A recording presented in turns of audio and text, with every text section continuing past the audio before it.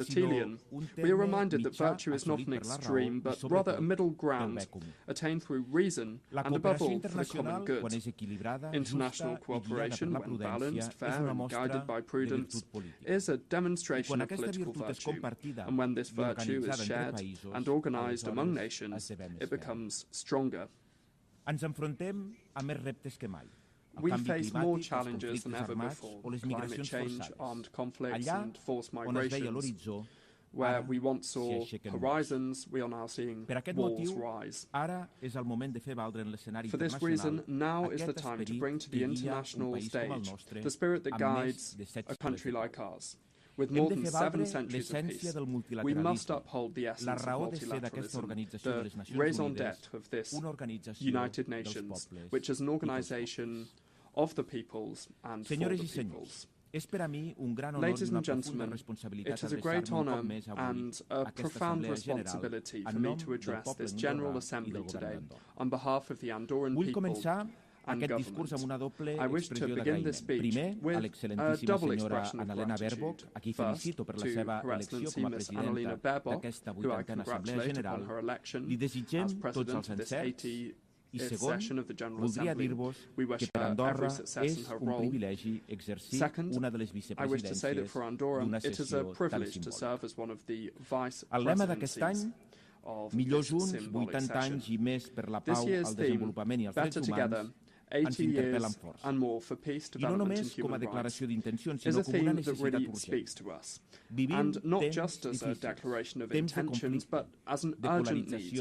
We live in difficult times, times of conflict, polarization and uncertainty. However, these are also times of opportunity to strengthen international cooperation, to update the institutions that support it, and to build lasting solutions collectively through multilateralism. 8 decades of diplomacy, peace building, development aid, and the promotion of human rights. In this context, Andorra also celebrates 32 years as a member state of the UN. Of course, this is a shorter history here than many, but it has been an intense one as well, during which multilateralism has been fundamental to our international recognition, to making our voice heard abroad, to our legal security, and to our economic and social progress. Since our accession to this organization, our commitment to it has been clear. Andorra advocates for effective, inclusive, and people-centered multilateralism. A multilateralism that leaves no one behind, that listens to all voices, including the voices of small states. This position was emphasized during the first summit of heads of state and government held last May in our country on the occasion of the Games of the Small States of Europe. From this summit emerged a declaration in which the participating states affirmed the need to strengthen multilateral governance, to defend international law, to promote human rights, and to adopt joint measures to address global economic, social, climate, and technological challenges. It is from this perspective that we wish to contribute to the renewal of the United Nations in order to meet the global challenges of the 21st century. We cannot speak of development or human rights without also mentioning peace and security. The world faces an alarming multiplication of armed conflicts of a scale and violence that is unprecedented in the past 80 years. The war in Ukraine is approaching its 4th year, with devastating consequences for the civilian population and international stability. Andorra reiterates its condemnation of all violations of international law and once again expresses its firm support for the sovereignty and territorial integrity of Ukraine. Looking towards the Middle East, the situation in Gaza is extremely concerning for us. The number of civilian casualties, the destruction of essential infrastructure, and the worsening humanitarian crisis demand an urgent response from the international community. We wish to express our deep concern and strongly call for the respect of international humanitarian law by all parties. For this reason, we condemn, without distinction, all attacks against the civilian population, including all acts of terrorism and indiscriminate assaults. We strongly and specifically condemn the Hamas attacks of October 7, 2023, and we call for the release of the hostages. We believe that a lasting peace process for the conflict between Israel and Palestine and in the Middle East region can only be achieved through the two-state solution. It is for this reason and in line with these principles that last Monday we took the decision to recognize a Palestinian state. This much-needed gesture will take full diplomatic effort once a series of conditions are met, such as the release of hostages, the disarmament of Hamas, and the establishment of a Palestinian government that excludes this organization, Hamas. Andorra reaffirms, on the other hand, its support to the United Nations Relief and Works Agency, UNRWA. This agency, through its education, health and humanitarian assistance services, is an essential pillar for the protection of millions of Palestinian refugees. In the absence of a political solution, it represents the only institutional support that ensures minimal stability and dignity in the region. As a state committed to multilateralism, Andorra underscores that only dialogue, diplomacy, and the pursuit of shared solutions can lead us towards a just and lasting peace. Ladies and gentlemen, the founder of Save the Children, Eglantine Jeb, once said that all wars, just or unjust, disastrous or victorious, are wars against children. That was more than 100 years ago, and sadly, we have still not been able to prevent armed conflicts from leaving indelible scars on girls and boys. This year marks the 20th anniversary of Security Council Resolution 1612, which established specific mechanisms to protect children affected by armed conflicts. However, as I mentioned, the situation is extremely concerning. 2024 saw the highest number of grave violations since the adoption of this resolution in 2025, with a 25% increase. More than 3,000 cases of abduction, forced recruitment or sexual violence.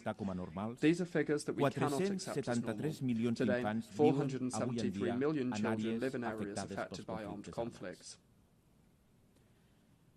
Junior Nzita Nswami is not the name of a football prodigy nor a movie star. You won't find him on Wikipedia, and he barely appears in internet searches. Junior Nzita Nswami had his childhood stolen in 1996 when soldiers from the Alliance des Forces démocratiques pour la libération du Congo abducted him and his friends. At the age of 12, he became a child soldier. I had the opportunity to learn about his experience during the launch of the Prove It Matters campaign in Geneva, which our country sponsors jointly with Malta to guarantee children's rights. It's a harrowing experience that must prompt us to act. How is it possible that in a world of such extraordinary progress, there is still a generation of children born and raised in situations of war? Every child has the right to aspire to a full life, to build their memory full of good moments and enriching experiences, because in this world which is progressing and advancing so quickly, the only difference between them and us is the destiny determined by the place that we are born in and the place that we live.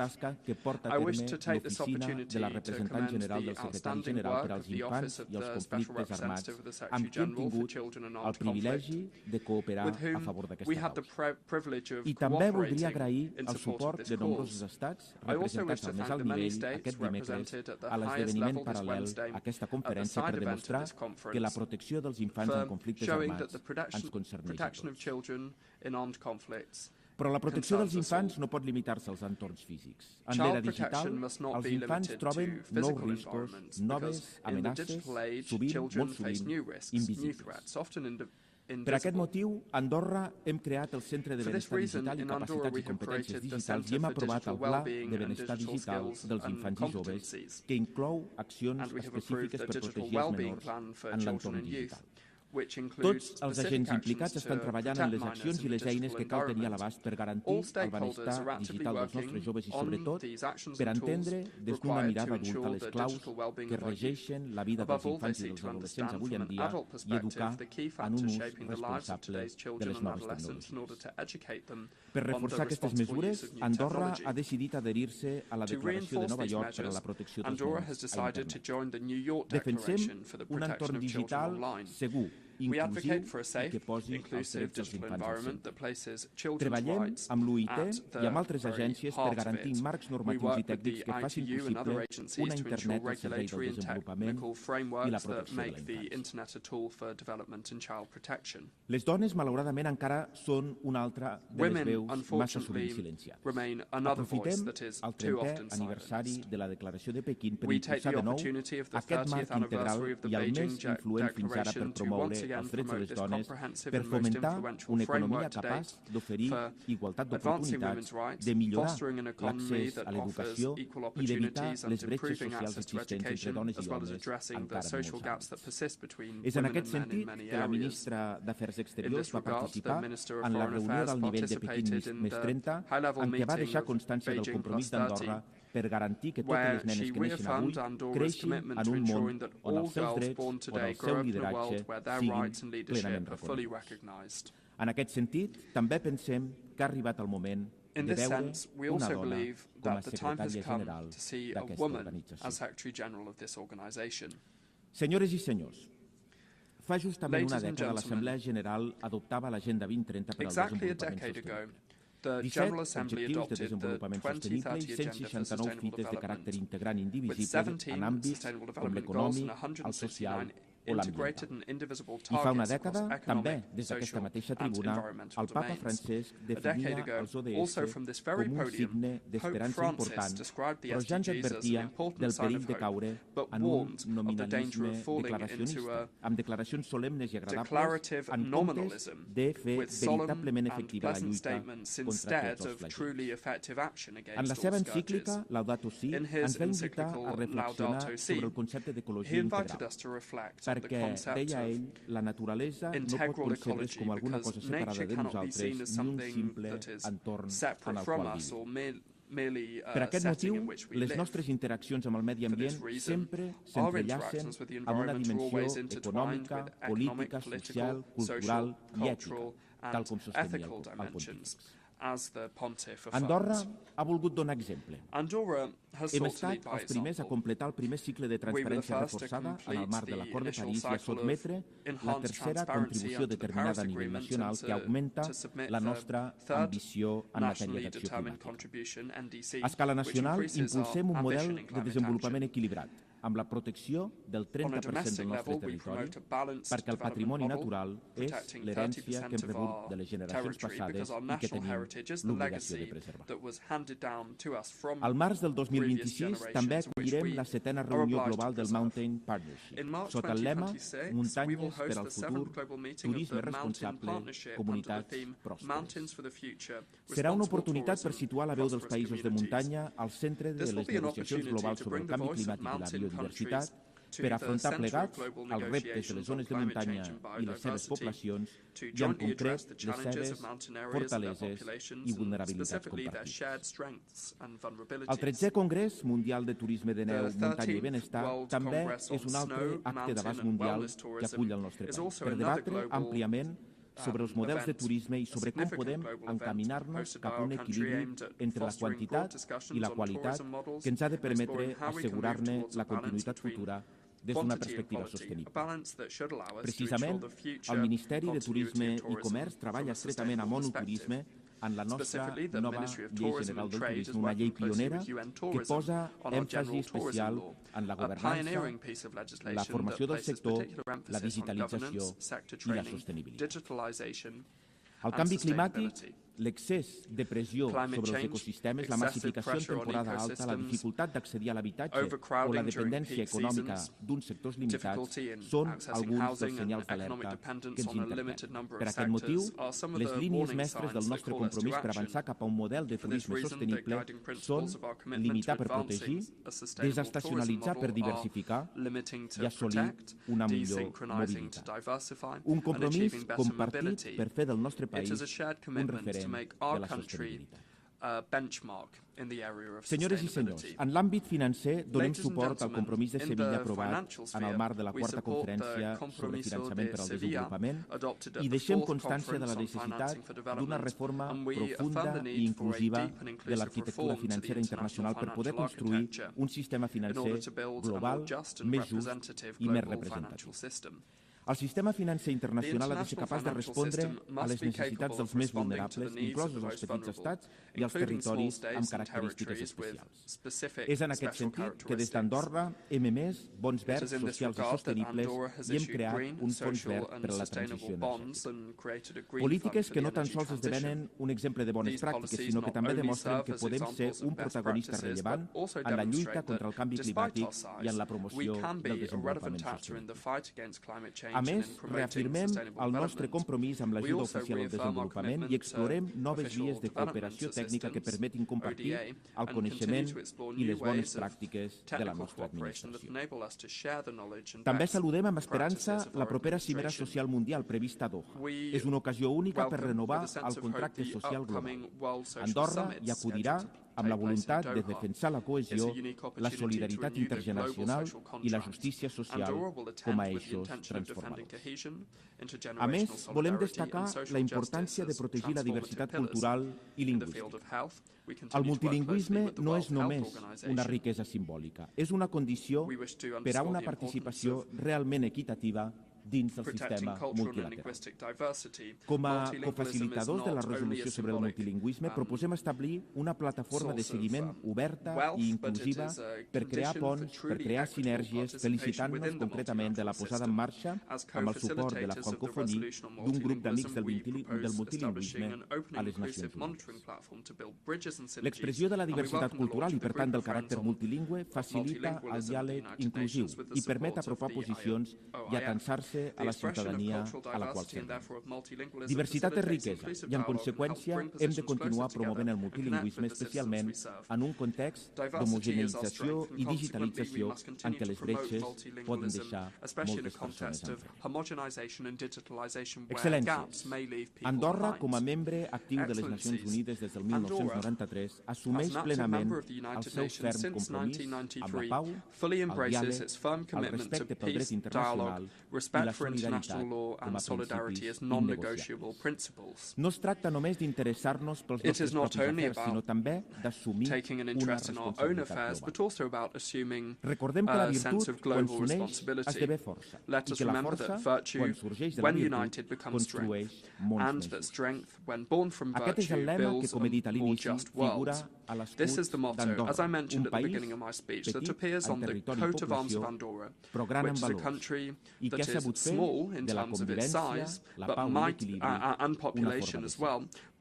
El meu país reafirma avui el seu compromís ferm amb els valors fundacionals d'aquesta institució, la pau, la llibertat, la justícia i la dignitat per a totes les persones. Defensem un multilateralisme actiu, inclusiu, eficient i transformador que posa al centre les persones i el planeta. No podem permetre que la indiferència paralitzi l'acció. És hora de renovar el pacte entre pobles i governs, entre generacions presents i futures. És hora de passar de les paraules als fets. Per això, marxem d'aquesta assemblea amb l'esperança reforçada i amb la responsabilitat renovada. Que la nostra acció sigui coherent amb les nostres paraules, que el futur que desitgem sigui el resultat del compromís que assumim avui. Moltes gràcies. Moltes gràcies, senyor cap de govern d'Andorra. On behalf of the Assembly, I wish to thank the head of government of the Principality of Andorra. The Assembly will hear now an address by Her Excellency Kamla Persad Bissessar, Prime Minister of the Republic of Trinidad and Tobago. I request protocol to escort Her Excellency and invite her to address the Assembly.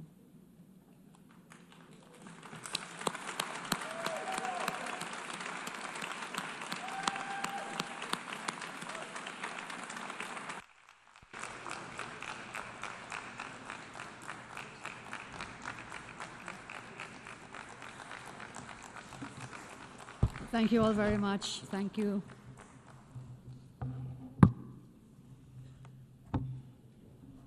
Madam President, Excellencies, distinguished delegates, friends. It is an honor for me, on behalf of Trinidad and Tobago, to address this Assembly on the 60th anniversary of the United Nations. I congratulate you, Madam President, on your election, and I thank your predecessor for his service. Madam President, I'm very happy to see the escalator actually worked today.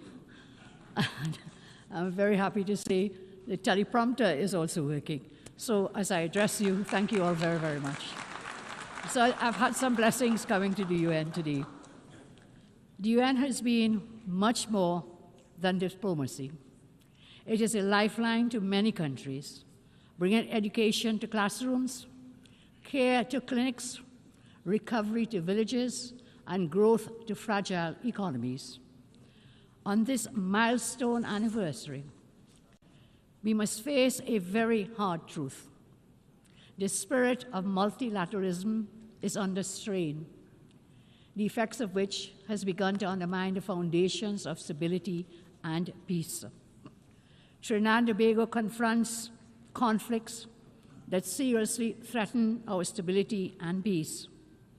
The notion that the Caribbean is a zone of peace has become a false ideal. The reality is stark. No such peace exists today. For too many in our region, peace is not daily life, but an elusive promise, glimpsed and never grasped. In its absence, our citizens pay a terrible toll. In 2024, for example, Trinidad and Tobago, a tiny nation in the Caribbean of 1.4 million persons, we recorded 623 murders in 1 year last year. 41%, 100,000. That's about 40%, and many of them are gang-related. So the reality is being a zone of peace is still an elusive dream that we're pursuing. In the last 25 years, we have had over 10,000 murders, which is equivalent to losing 1% of our adult population. Across Latin America and the Caribbean, homicides range from 20 to more than 60 per 100,000. President Trump's comments on the effects on countries of relentless narco and human trafficking, about organized crime, illegal immigration, are correct. Countries are not only defined by geographical borders, but also by cultural identities, religious beliefs, ethnic compositions, and, of course, legal structures. That is why, through legal immigration, persons are allowed entry because they fulfill the criteria to integrate into the existing population and to add value to their own lives as well as their adopted society at large. However, illegal immigration neglects all checks and balances and will only create long-term disorder, as most illegal immigrants will not be able to assimilate into their adopted societies. That inevitably leads to greater poverty, crime, and cultural antagonism. This, then, is not phobia. It is not hyperbole. it is simply the stark, naked truth. Small countries like mine, Trinidad and Tobago, suffers from illegal immigration because of the recent increased protections at the U.S. southern border. Illegal migration of drug cartels and criminal gangs have been rerouted in the Eastern Caribbean, which is where my country is located. It is driving increasing gang violence, drug arms, and human trafficking. Efforts to repatriate illegal immigrants from Trinidad and Tobago from recent times has proven very difficult. Criminal syndicates are abusing asylum requests for refugee status.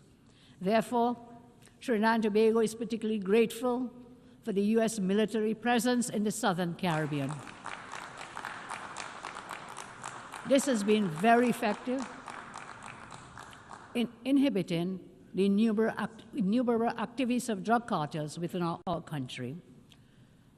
While there have been objections to the U.S. military action against drug cartels in the Southern Caribbean, some objections from some countries, I state today, Trinidad and Tobago reminds the international community that unless forceful and aggressive actions are taken, these evil drug cartels will continue their societal destruction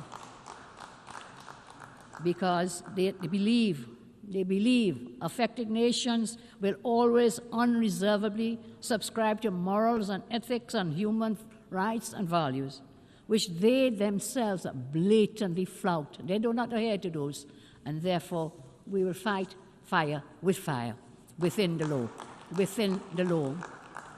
That is why we willingly supported the International Security Alliance announced by U.S. Secretary of State Marco Rubio, involving the U.S. and several countries in South America, and of course including Trinidad and Tobago, to combat drug trafficking in the hemisphere. Trinidad and Tobago, I say, is very committed to contributing our resources, as scarce as they may be, and our capabilities to this alliance, in line with the theme of this year's General Assembly, Better Together. The United Nations Office on Drugs and Crime, in its 2025 World Report, makes a very true, unmistakable fact very clear. The global drug economy destabilizes institutions, corrodes democracy, undermines development.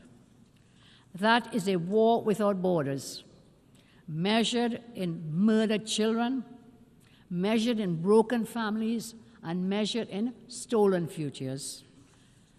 The cartels and the governments that enable them are taking us for fools. If left unchecked, gangs could replace governments, and states may stand in name only, but collapse in substance. Nowhere is this warning more explicit than in Haiti, our CARICOM neighbor, where armed gangs, political collapse, food insecurity have converged to overwhelm democracy and to create a protracted emergency. Today, Trinidad and Tobago wants to commend Kenya for leading the multinational security support mission in Haiti. Trinidad and Tobago also endorses the comments made by U.S. Ambassador Dorothy Shea on August 28, 2025, when she noted, and I quote, "The next international force must be resourced to hold territory, secure infrastructure, and complement the Haitian National Police in a parallel comprehensive approach which includes disrupting gang financing, arms trafficking, and other illicit flows, fueling instability. All is required to restore order. All is required to restore order in Haiti."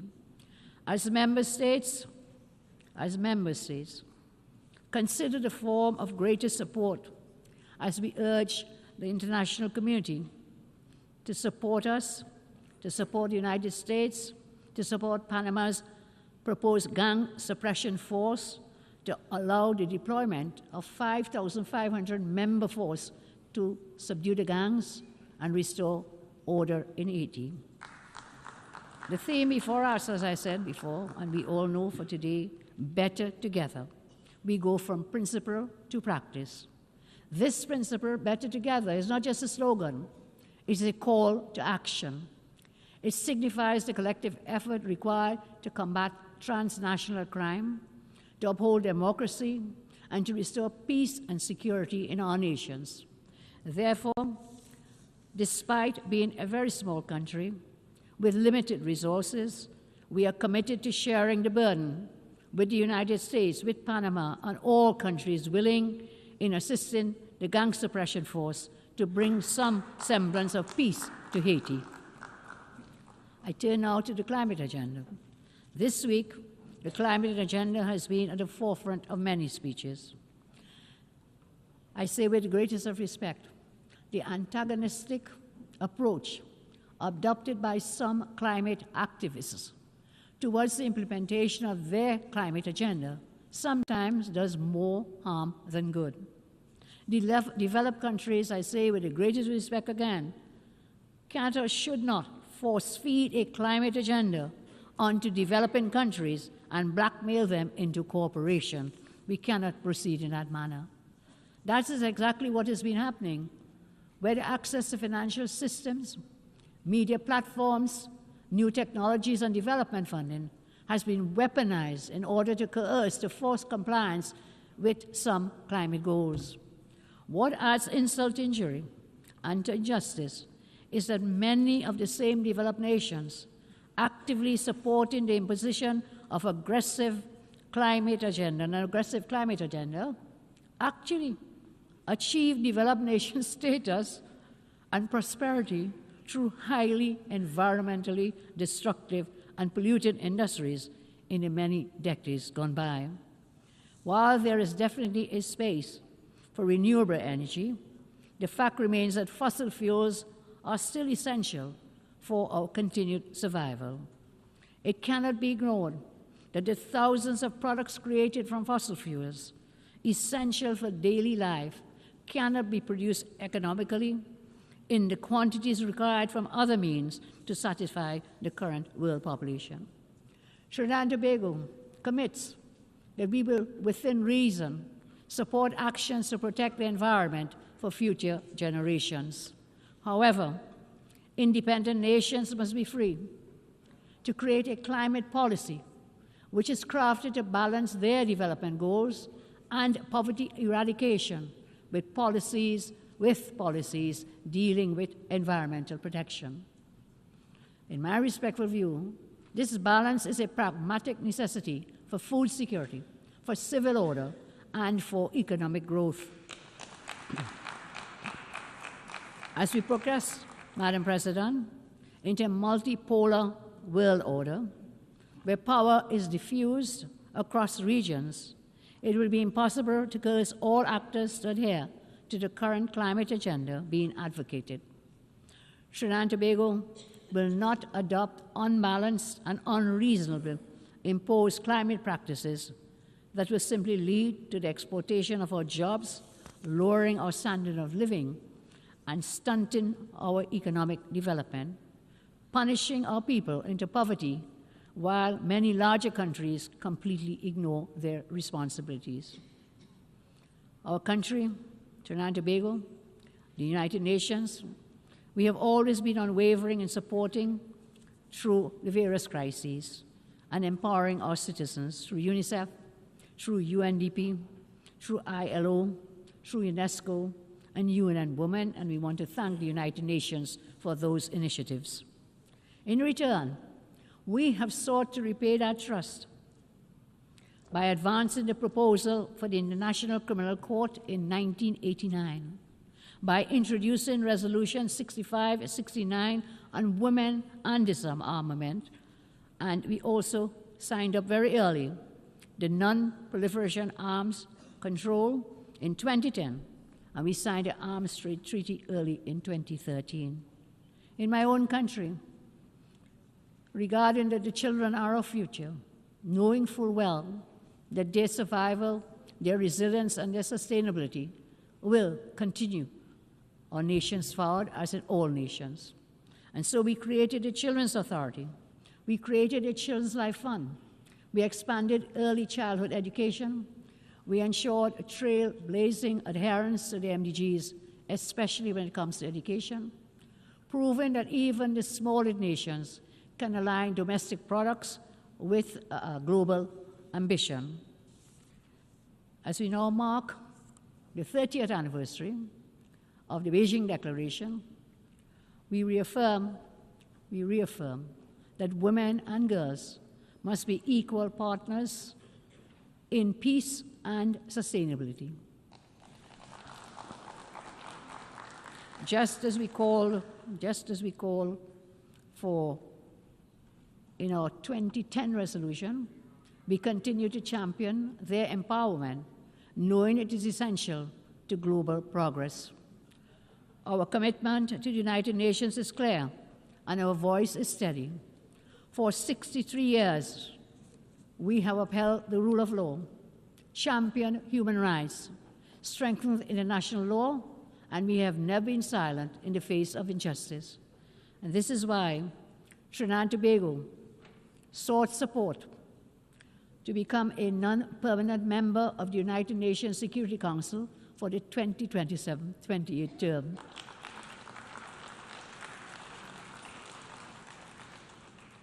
We are happy that there was a non-objection to that, and we willingly take on the mantle on that United Nations Security Council for the coming year.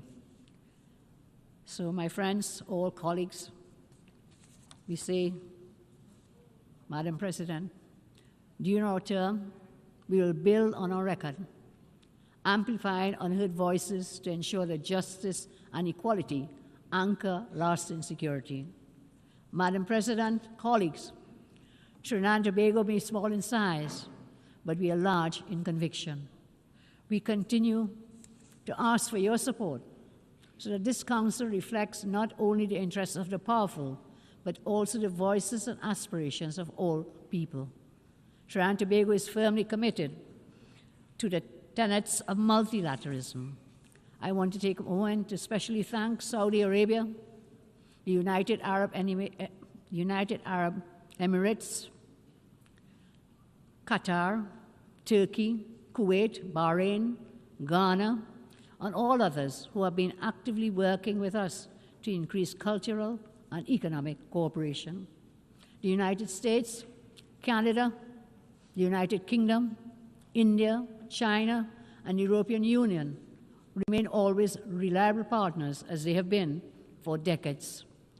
On this 63rd anniversary, let us agree to strive for greater cooperation, to strive for more openness to respecting free speech, and also at the same time respecting dissenting opinions. Over the past decade, there has been an inclination to cancel views that are not fashionable to dominating narratives. Today I ask, let us pledge to listen to each other with an objective mindset. Peace and progress can only be fulfilled through honest, sometimes uncomfortable decisions, and this is a place for that. This honest communication is even more important, as I said, in a multipolar world order, where military and economic power is now disseminated across the globe. Madam President, Trinidad and Tobago commits to the work of this body, not for conquest, not for power, but the sake of all humanity. I thank you very much, Madam President. En nombre de la Asamblea, agradezco a la señora Primera Ministra de la República de Trinidad y Tobago. Prime Minister of the Republic of Trinidad and Tobago.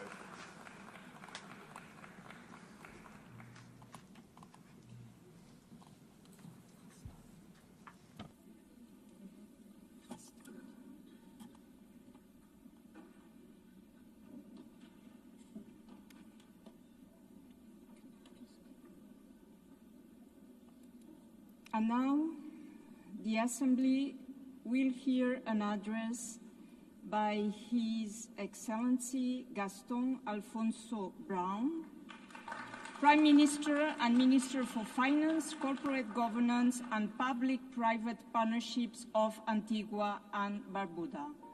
I request the protocol to accompany His Excellency and invite him to address the Assembly.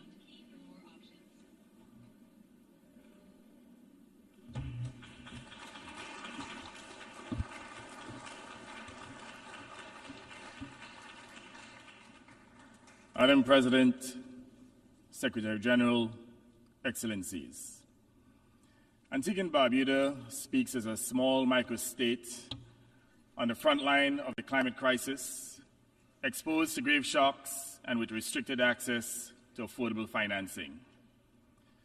The fact that my country's economy is among the fastest growing in the Caribbean and enjoys a high level of human development, it owes little to the global financial system and even less to the global effort to curb climate change. While there have been some benefits, neither have helped to achieve the transformation that they promoted. Yet, my people know that a brutal hurricane could destroy the progress that they have achieved in just a few agonizing hours. We have lived this reality before. Each year we fear we may live it again. Therefore, while my small country readily agrees that the nations of this world would be better together, as this year's theme proclaims, we must also remind this Assembly that 80 years after the Charter, we wished and yet to be achieved. Madam President, our world is at an inflection point. A retreat from multilateralism, from the tenets of international law, and from respect for human rights and freedoms warns us that we have reached a pivotal point. The conflicts we witness, the disregard for human life, the refusal to lay down arms and engage in dialogue, the disrespect, neglect of the poor, the small and vulnerable, these trends sketch a dystopian future, more divided than together. This, then, is precisely the moment to resummon all nations to the purposes and principles of the Charter set down 80 years ago. Without international cooperation, universal peace will not be achieved. What humanity needs at this time is not only peace, but compassion, solidarity, justice, and love reigning in our hearts. The climate crisis is not a weather forecast, certainly not for small island states. It is our daily plight. Shores retreat, reefs bleach, storms intensify, while droughts destroy our crops and animals. This is not fate. Science has proven that it is the product of sustained high emissions which imperil small states and also damage the environment, economies, and health of the very nations that produce them. And that's the irony. Climate change science is not fraudulent, and we ignore it to our own peril. Madam President, we support a just, orderly energy transition, a transition that caps, then fairly phases down and ultimately phases out the fossil fuels that drive this destruction without sacrificing energy security or development. We favor a fair carbon levy on the heaviest emitters, public and private, with proceeds directed to adaptation, loss and damage, and resilience. The Loss and Damage Fund must operate as promised. Predictable, front-loaded financing that arrives when disaster strikes, disbursed timely on objective triggers so that help comes at the speed of need. But finance must be fair before a storm hits. Right now, the inequitable international financial system makes the most vulnerable countries pay the highest price just to protect themselves. These climate disasters force us to borrow expensively to rebuild. Consequently, debt swells and resilience stalls. We call yet again for full adoption of the Multidimensional Vulnerability Index across international financial institutions so that exposure to shocks opens access to concessional terms. Lending should match climate horizons, long repayment periods, low fixed rates, sensible grace periods, and climate-resilient debt clauses that automatically pause payments after verified shocks. Local currency lending windows would end the foreign exchange penalty that deepens debt without adding value.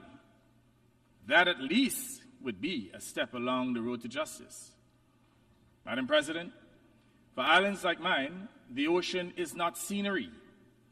It is the source of food and jobs and the opportunity for new chances of growth and development. But it must be protected. We urge decisive action against illegal, unreported, and unregulated fishing, plastics that choke reefs, and pollution that steals mangroves. As custodians of vast exclusive economic zones, small islands offer partnership and stewardship. Let us back robust global plastics and fossil fuel non-proliferation treaties. Expand blue carbon finance for mangroves and seagrass, and make maritime domain awareness and the provision of satellite and data sharing services standard support for SIDS. Until independent science proves no serious harm, we support a moratorium on seabed mining. No one should mortgage the ocean to pay, or the ocean floor to pay for short-term bills. Madam President, law must be our guardrail. Consequently, Antigua and Barbuda and Vanuatu have sought and successfully obtained from ITLAS and ICJ legal clarity on climate obligations. Legal advisory opinions now define duties of states to prevent harm and protect the most vulnerable. If major emitters will not cut greenhouse gas emissions in line with science, victim states must retain the right to pursue legal remedies consistent with international law for climate harm. And I want to make the point here that this is not hostility. It is the logic of the law. It is justice. Antigua and Barbuda supports UN reforms to include the participation of small island states having a regular, structured voice in Security Council deliberations and climate-related security risk. Excellencies, last year the world came to Antigua for the 4th International Conference on Small Island Developing States and adopted the Antigua and Barbuda Agenda for SIDS, the ABAS, a 10-year contract for resilient prosperity. We launched the SIDS Center of Excellence on Antigua with a global SIDS data hub to turn promises into projects, better data, more investments, and the achievement of debt sustainability. Those who invoke partnership should help fund and implement it. If better together means anything, it means delivering where need is greatest and fiscal space narrowest. Small states are not asking for charity. Let me make that abundantly clear. We ask for equity, for finance that fits risk, for peace grounded in law, for rights that protect the vulnerable. We are seeking the chance to protect our lives and preserve our livelihoods. In a similar vein, Madam President, we assert that justice cannot be complete without addressing historic injustices. In the Caribbean, the stain of colonialism, slavery, and native genocide is still branded in the legacies we were left. The transatlantic slave trade was and still is the most heinous crime committed against humanity. We seek reparatory justice from those who committed those atrocities, who kept our forebears in physical chains and mental slavery for hundreds of years. Colonialism and slavery have imposed the rigid trade routes with which we now live, the underdevelopment from which we are seeking to rise up. the constraints that make us suppliers and not producers. Reparatory justice is not charity. It is principled restitution for wealth extracted, for unpaid labor, barbaric killings, and physical abuse endured by our forebears. We invite partners to engage this agenda in good faith as part of building a fairer global economy for all. Madam President, in the Middle East, we insist that Israeli hostages be released by Hamas. And I said here that civilians must not be pawns in any conflict. At the same time, we condemn the forced removal of people in Gaza from their homeland and the genocide that has occurred there. Humanitarian access must be guaranteed and the protection of civilians made non-negotiable. Antigua and Barbuda maintains its position in favor of a two-state solution, Israel and Palestine living side by side in security and dignity, consistent with the United Nations resolutions. We regret that the chairman of the Palestine Liberation Organization was denied a visa to attend this assembly in person. While we welcome the Assembly's decision to allow him to address this session by video, we remind everyone that the United Nations is, above all, a chamber for voices to be heard, not to be muzzled, especially during times of war and conflict. Shutting out voices does not shut down underlying issues. Similarly, in Europe, the war in Ukraine must end in peace and with justice, not in the battle fatigue of the besieged. We urge a return to diplomacy anchored in the Charter and call on all states to refrain from actions that prolong conflict or profit from it. Peace with law is the only peace that lasts. Madam President, I now come to Haiti. This beleaguered country demands sustained attention, not cycles of improvisation. Funding has arrived in fits and starts while suffering has grown. We support a single Haitian-led plan, executed under a single Security Council mandate and financed through a single transparent Haiti fund, aligning the United Nations, the Organization of American States, and the Caribbean community behind one budgeted program with public accountability. Disbursements should follow results such as roads retaken from gang control, extortion stopped, arms and illicit finance interdicted, civilians protected, and essential services restored. Haiti needs one mandate, one Haitian-led plan, one fund, accountable and transparent. We urge every member of the Security Council to support the proposed resolution on increased security assistance for Haiti that is now before it. Action is long overdue. The Council must act to help Haiti and its long-suffering people. Madam President, we also address the conduct of counter-narcotics operations in the Caribbean Sea. Without judging facts not before us, including reports of lethal incidents off the coast of Venezuela, we restate a simple principle. The fight against drug trafficking must rest on cooperation and law. Interdictions should proceed under clear legal authority and rules of engagement that minimize risk to life, respect for sovereignty and the law of the sea, and prompt information sharing and review. Whereas Antigua and Barbuda stands ready to work with all partners against traffickers, we are concerned with the buildup of military assets, including a nuclear submarine indicating the possibility of military conflict. We remind everyone that our hemisphere should be respected as a zone of peace, not a theater of military conflict. Madam President, we also address Cuba.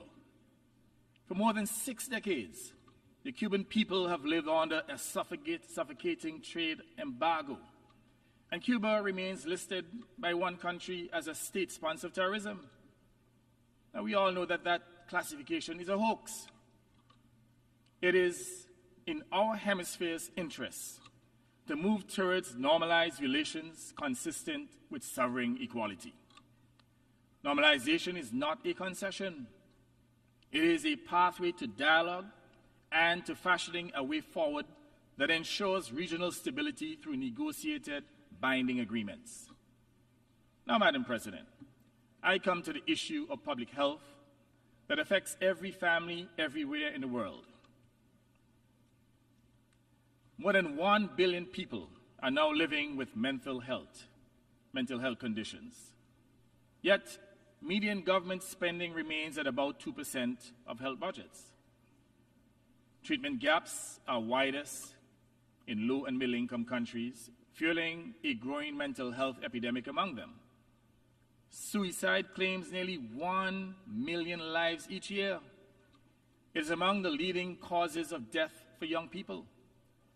Last June, when Antigua and Barbuda hosted the OAS General Assembly, we secured a hemispheric resolution on improving mental health in the Americas with practical steps on national plans, community-based services, priority in coverage, workforce development, and digital access. Mental health is not a curse. It is a solvable challenge. Now let me remind us all, mental health is a human right. Sanity is the people's right. When we invest in mental health, people recover and re-enter community and work. As a consequence, countries rise. Antigua and Barbuda is committed to working on a United Nations resolution treating mental health as essential to development. The other issue that I'd like to address is non-communicable diseases such as hypertension, diabetes, and various forms of cancer. They account for 75% of all deaths in the Caribbean. They are the most significant cause of death globally, creating a silent global health crisis. We need to urgently address this crisis with the same urgency of infectious diseases. Madam President, what we set out here is the minimum needed to honor the Charter at 80. The storms are stronger, the debts are heavier, inequity is wider, yet the remedies have not changed, and they certainly need to change. Let us pursue a new sustaining dispensation of rules over power and might, fairness over advantage, and people over profit in the interests of humanity. Madam President, Excellencies, if this world is truly better together, let us be accountable together and be accountable to all, not only to a few nations, but to all nations, not only to the present generation, but also to the generations that follow, not only to those who wield power, but to those against whom power is wielded. Distinguished ladies and gentlemen, I thank you. Blessings.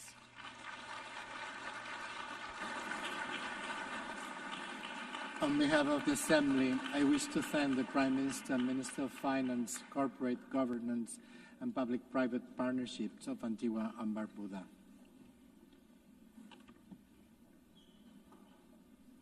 Now, the Assembly will hear an address of His Excellency Silveni Ligamamada Rabuka, Prime Minister and Minister for Foreign Affairs, Civil Service and Public Enterprises and Information of the Republic of Fiyi.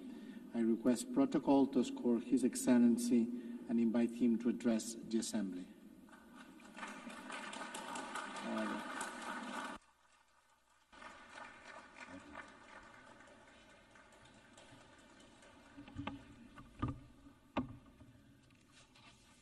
Thank you. Madam President of the United Nations General Assembly, Secretary General of the United Nations, leaders, excellencies, ladies and gentlemen. I congratulate Her Excellency Annalena Baerbock on assuming the presidency of the 80th session of the General Assembly, as only the 5th woman to be elected to this position in the last 80 years. Madam President, Fiji reiterates its long-standing support for multilateralism and the role of the international rules-based order plays for the status and interests of small states. This year, Fiji commemorates 55 years of independence and stands alongside member states and takes stock of the 80 years since the founding of the United Nations. 80 years after independence, Fiji volunteered to be a troop contributing country to the United Nations peacekeeping efforts. Our commitment is unwavering, and we continue to be the largest per capita contributor to United Nations peacekeeping for over 4.5 decades. Our belief in the principles of the UN Charter is steadfast. The most critical challenge facing nations in the Pacific region is to find a framework, an enduring framework, that influences the strategic competition between the major powers towards a stable, multipolar region where peace prevails. I'm conscious of the direct connectedness between the Pacific and Indian Oceans. So when I talk of the Pacific, I'm also referring to the Indo-Pacific strategic area. Excellencies, when I addressed this Assembly in September 2023, I introduced the concept of the Pacific as an ocean of peace, as the Pacific's contribution to global order. The turmoil within each of our regions and the global community has been the common theme of the world leaders' statements this week. The question before us is, what must we do? The vision of the Pacific as an ocean of peace is rooted in the noble values of mutual respect for sovereignty, territorial integrity, and political independence. It embodies the essence of our commitment to peace and unity. These are born from the very Pacific way of life. That is the lifelong integral heart to our identity as Pacific peoples. It is my honor to announce that the leaders of the Pacific at the Pacific Leaders Meeting held 2 weeks ago adopted the Ocean of Peace Declaration at the Pacific Island Leaders Meeting under the able chairmanship of the Solomon Islands Prime Minister, the Honorable Jeremiah Manele, on Thursday, the 11th of this month. In so doing, the Pacific leaders have declared and claimed the right of our people to peace. The concept of peace comes from deep within our faith in God, the God of peace and justice, that finds its own expression in our own Pacific way. The Pacific way was a phrase coined by Fiji's first Prime Minister, the late Sir Kamisesa Samara, in his first speech in this hall in 1970, to describe the calm, conciliatory, and orderly moves to independence by Pacific Island states. At the core of the Pacific way lies respect, quiet leadership, and reconciliation. It is not a coincidence that Chapter 6 of the UN Charter is entitled The Pacific Settlement of Disputes, Article 33 to 38. This concept, therefore, sits snugly with this year's theme, Better Together, 80 years and more for peace, development, and human rights. If we must be better together, we need prolonged peace everywhere. Peace is the absence of fear and troubled hearts. Peace is the starting point. It is how things are held together and is the end state. The Pacific knows the value of peace as we had lived through the horrors of its absence. Our ocean, its diverse and vibrant lands, had been a theater of the two world wars and a testing ground for the world's most dangerous weapons. Its impacts are still felt and seen today. It is our expectation that the Ocean of Peace Declaration is seen as a platform that spurs on the evolution of our region's long-standing commitment to peace and prosperity. Much has been said in this forum about conflict during the past 80 years, including those raging today. I urge and pray for balanced considerations. We look at how these conflicts started and by whom, be it in Ukraine, Gaza, or elsewhere. What is the motive that those that started these wars? What have they done to try to end it, if any? In our prescription for a solution based on history, on truth, on fairness, Madam President, we cannot be talking about ending the war without guaranteeing Israel its right to peaceful existence, nor the peaceful existence of the Ukrainian people. For peace, we collectively have a responsibility to seeing this is done. Anything short is hypocrisy on our part. Building peace and sustaining it in the next 80 years demands of us to be truthful as the first necessary step, that our aim must be for the dignity of peoples on all sides of the conflict. We cannot be selective with truth. Doing to others as we want others to do unto us is a must. If peace, sustained peace, is to be part of the new world order in the next 80 years. Falling short of this might be a reason the United Nations is not delivering at capacity. Excellencies, sustainable peace is neither built overnight nor by any actor alone. Progression from cold to warm peace demands faith, courage, and a strong will. The cost of building peace is usually high, yet the cost of its absence is higher.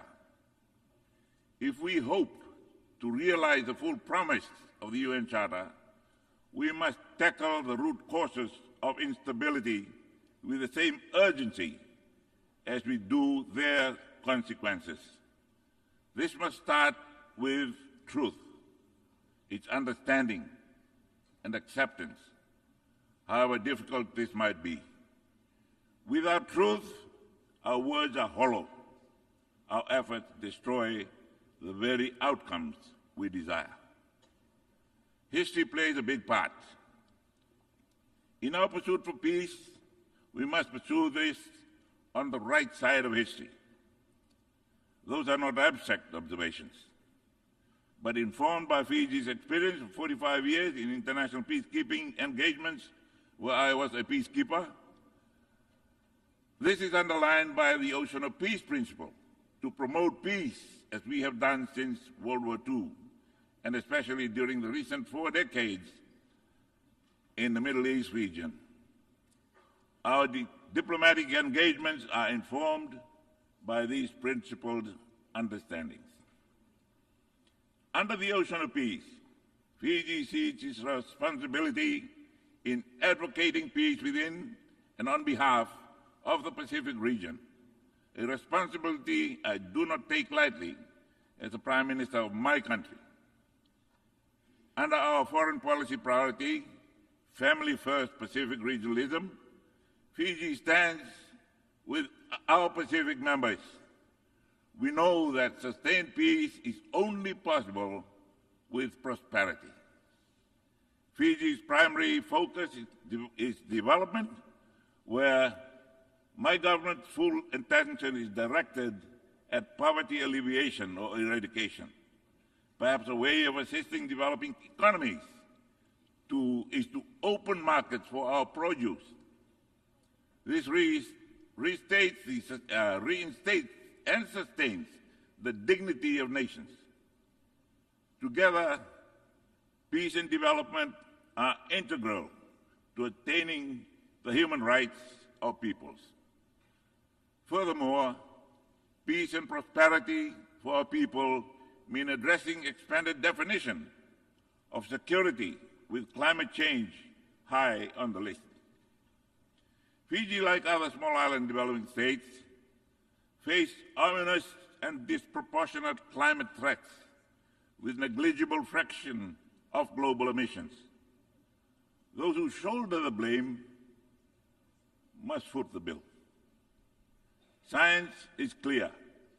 The powerful G20 group has been responsible for 80% of total emissions. I plead with them that they must lead the charge, keeping with the principle of common but differentiated responsibilities and respective capabilities in light of different national circumstances. Heading to COP30, I hope that the world will push harder and members agree on pending common grounds of concern. Fiji stands strongly in support of Australia's bid to host COP31 as a Pacific COP. We need a loss and damage fund that meets the scale of the challenge and developed countries meeting their adaptation financing promises. We continue to reward polluters who wreck our planet. The fossil fuel industry continues to pocket massive profits and subsidies, while everyday people bear the costs of climate catastrophe, from rising insurance premiums to lost livelihoods. We insist on a shift from fossil fuel subsidies and investments to a just energy transition by putting a price on carbon and to implement innovative sources of financing, including solidarity levies on fossil fuel extraction through legally binding mechanisms. Madam President, the ICJ advisory opinion on climate change on July the 25th, or July 2025, affirms this. Countries that are liable for climate change damage must bear the full cost. Some Pacific atolls sit 1 to 2 meters above mean sea level. It is grossly unfair that when disasters hit, the costs of recovery force these countries to take on debts, a second layer of penalty for a situation they did not create. As signatories to the Paris Agreement, we are contributing our fair share towards the global effort to guide our low-carbon, climate-resilient development. Under our family-first Pacific regionalism foreign policy priority, Fiji stands with its fellow Pacific Island neighbors. Some of our smaller Pacific Island communities are struggling to stay above sea level. The international community is faltering in its commitment to keep below 1.5 degrees Celsius. Low-lying Pacific states expect the worst. Today, my government is looking at ways to host these island communities if it is not possible to remain on their islands. The dignity of the people that are forced to leave their homes is fundamental. Let's start with the legal definition. Today, they are merely referred to as displaced people. In the Pacific, where 90% of land is communally owned, those that are being displaced will be landless before they become stateless, stripping them further of their dignity.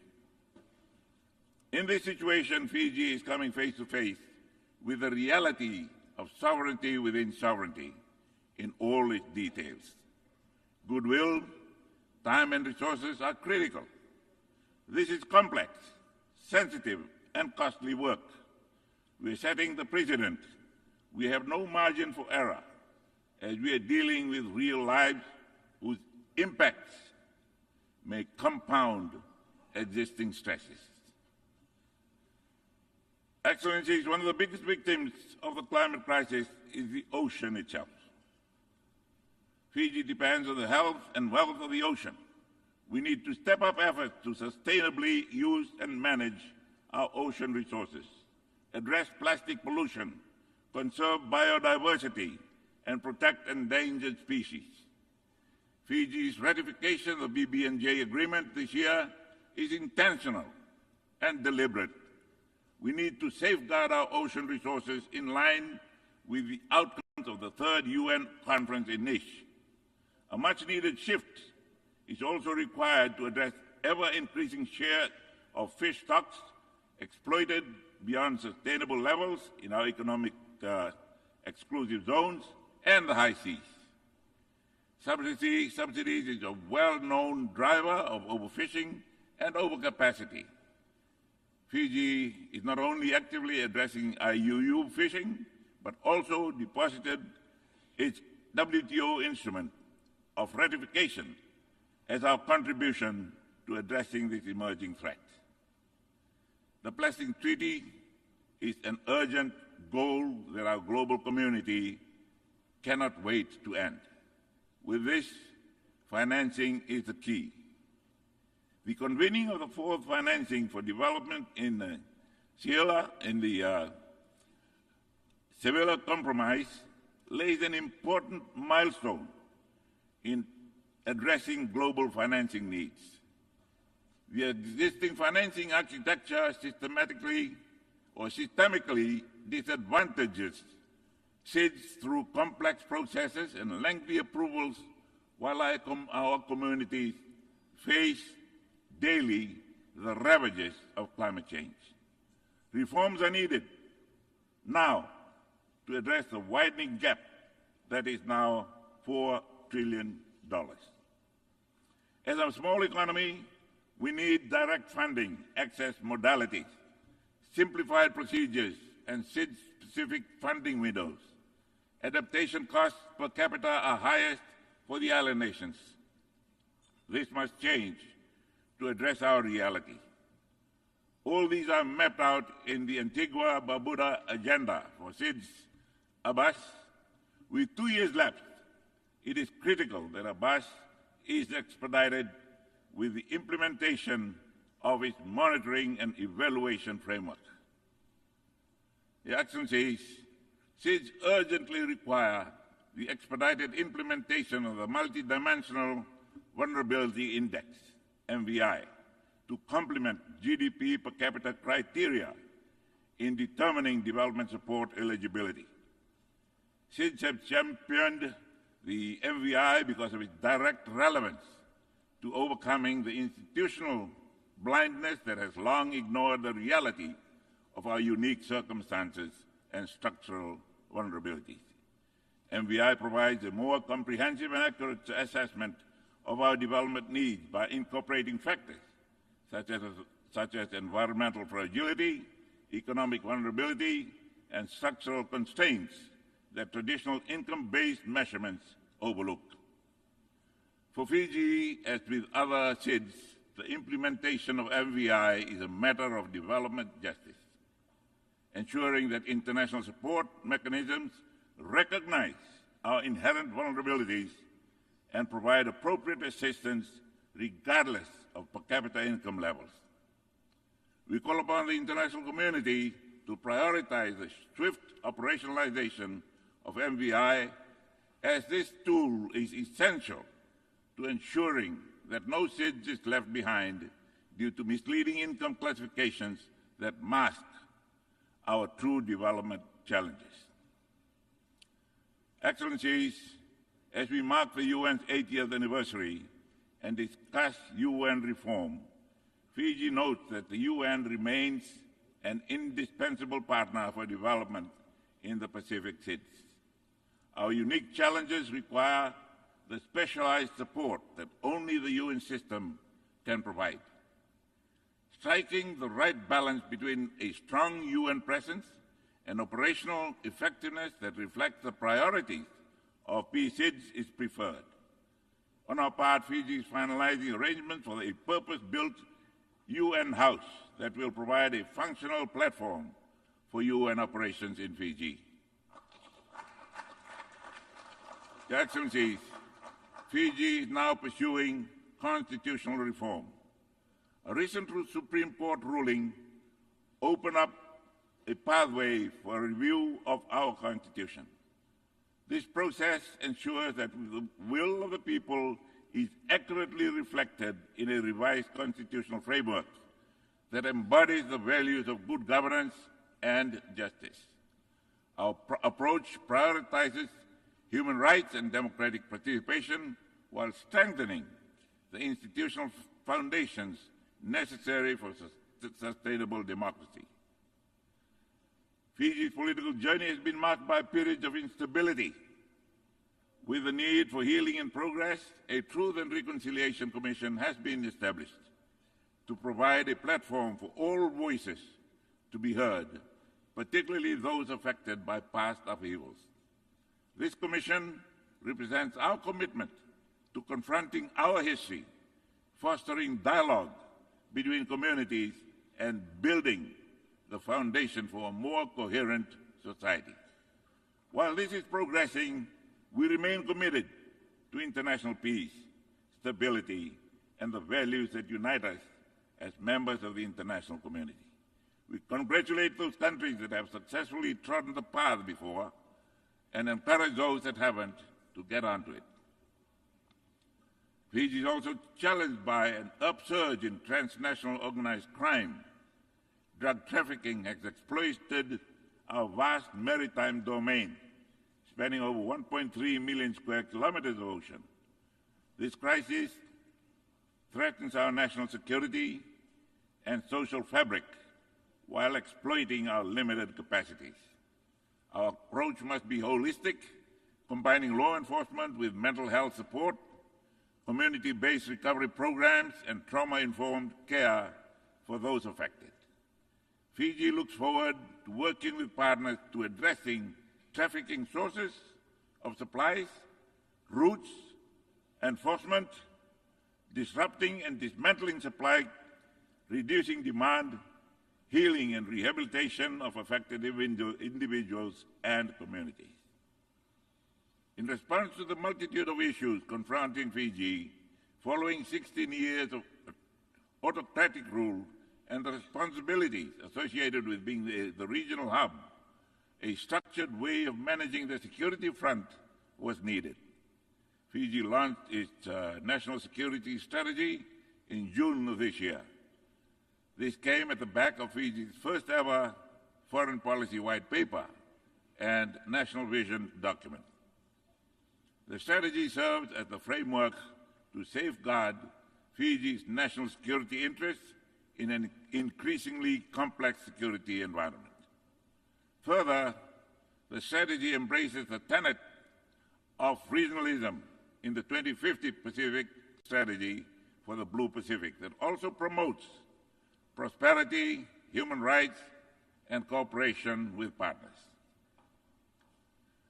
Additionally, Fiji confronts a non-communicable disease pandemic that poses one of our greatest public health challenges in years.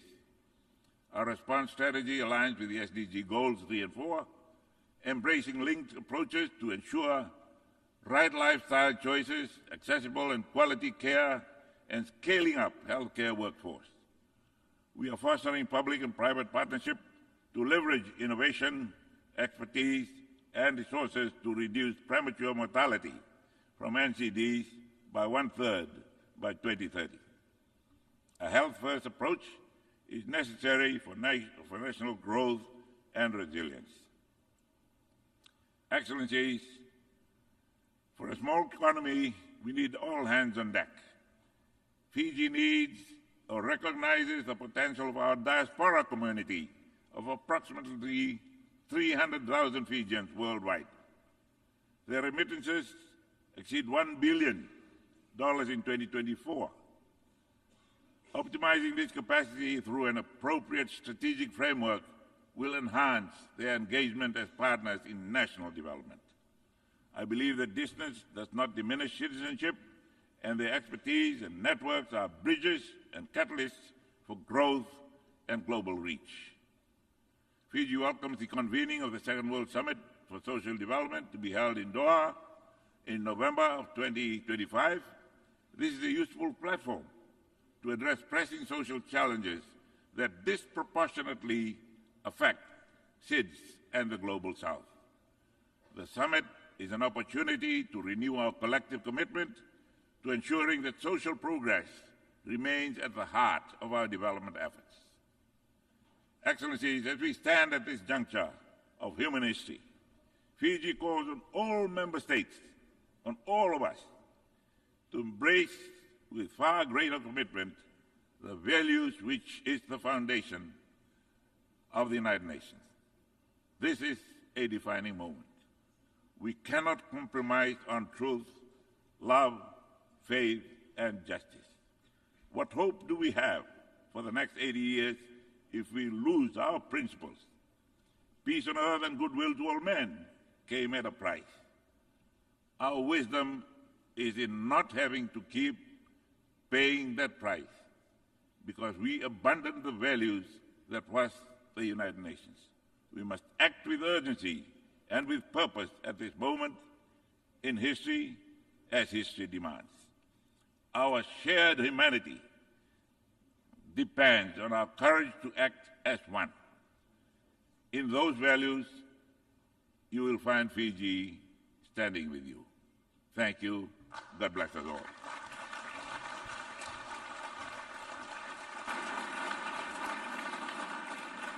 On behalf of the Assembly, I wish to thank the Prime Minister, Minister of Foreign Affairs, Civil Service and Public Enterprises and Information of the Republic of Fiji.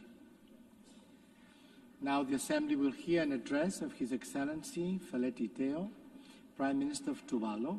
I request protocol to escort His Excellency and invite him to address the Assembly.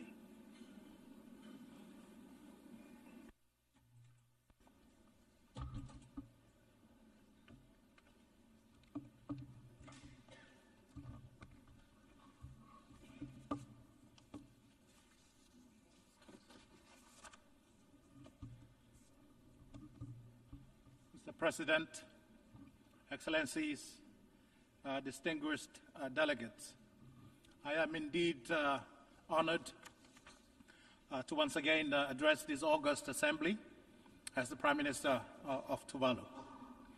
I convey to the General Assembly the warmest greetings and best wishes of the people and the government of Tuvalu. Allow me to extend my sincere congratulations to Excellency President Annalena Baerbock on their election as President of the 80th session of the General Assembly of the United Nations. I assure President Baerbock of my country Tuvalu's full support of her presidency. Allow me also, Mr. President, to express my sincere gratitude to the outgoing President, His Excellency Philemon Yang, for his exemplary leadership over the past year. Mr. President, let me also express Tuvalu's heartfelt congratulations to the entire United Nations family for this historic milestone of 80 years of existence. For 8 decades, the United Nations stood as a steadfast pillar of peace, a champion of multilateralism, and a beacon of hope for humanity. The UN's enduring presence is a testament of the transformative power of unity and the remarkable achievement made possible when nations join forces in a spirit of cooperation and unity of purpose. Tuvalu takes enormous pride in its membership of the United Nations, especially as it celebrates its 25th anniversary of UN membership this month. Mr. President, the occasion of the 80th anniversary of the United Nations should and must be a moment of reflection and re-envisioning to ensure the United Nations remains true and faithful to the objective of its foundational document, the UN Charter. Despite our historic achievement, we continue to witness conflict, persistent human rights violations, and development setbacks. These challenges run counter to the principle of the United Nations Charter and serve as a stark reminder that our quest for peace, justice, and sustainable development remain incomplete despite the maturity and the advanced age of the United Nations. That is why, Mr. President, Tuvalu fully supports the Secretary General's UN 80 initiative to make the UN more effective and impactful for the millions of lives that depend on it. Mr. President, I commend and applaud the selection of the theme Better Together, 80 years and more for peace, development, and human rights. The theme is both timely and fitting, considering the persistent challenges to global peace and security and to multilateralism. The notion of better together underscores the power of unity and working together despite the differences amongst nations, because true progress can only be realized when the limiting factors to our common objectives and goals are adequately addressed. The achievement of peace, security, and sustainable development hold little value if the poor and the most vulnerable are left behind. I therefore commend the President's pragmatic vision in guiding the direction of this important milestone session. Mr. President, climate change and sea level rise remain the greatest security threats to Tuvalu, and they continue to be the top development and security priorities for Tuvalu. Climate change and sea level rise are multidimensional and cross-cutting development issues that impact and challenge not only the future statehood and sovereignty of Tuvalu, but also the fundamental and the integral quality of lives of the people of Tuvalu in terms of food and water security, land security, and economic security and prosperity. Tuvalu continues its strong international advocacy for the special case of Tuvalu as the most vulnerable of the most vulnerable countries to the impact of climate change, especially climate-induced sea level rise.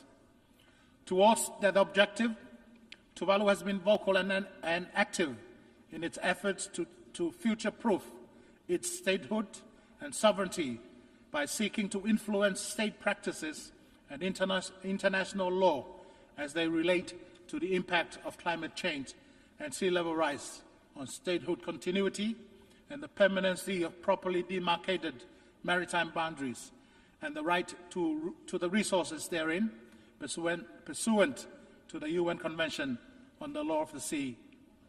Tuvalu has also taken bold and unilateral actions in this regard. Tuvalu has amended its constitution to ensure Tuvalu's statehood in perpetuity and its maritime boundaries are protected and remain permanent, no matter what happened to Tuvalu's land territory because of climate change.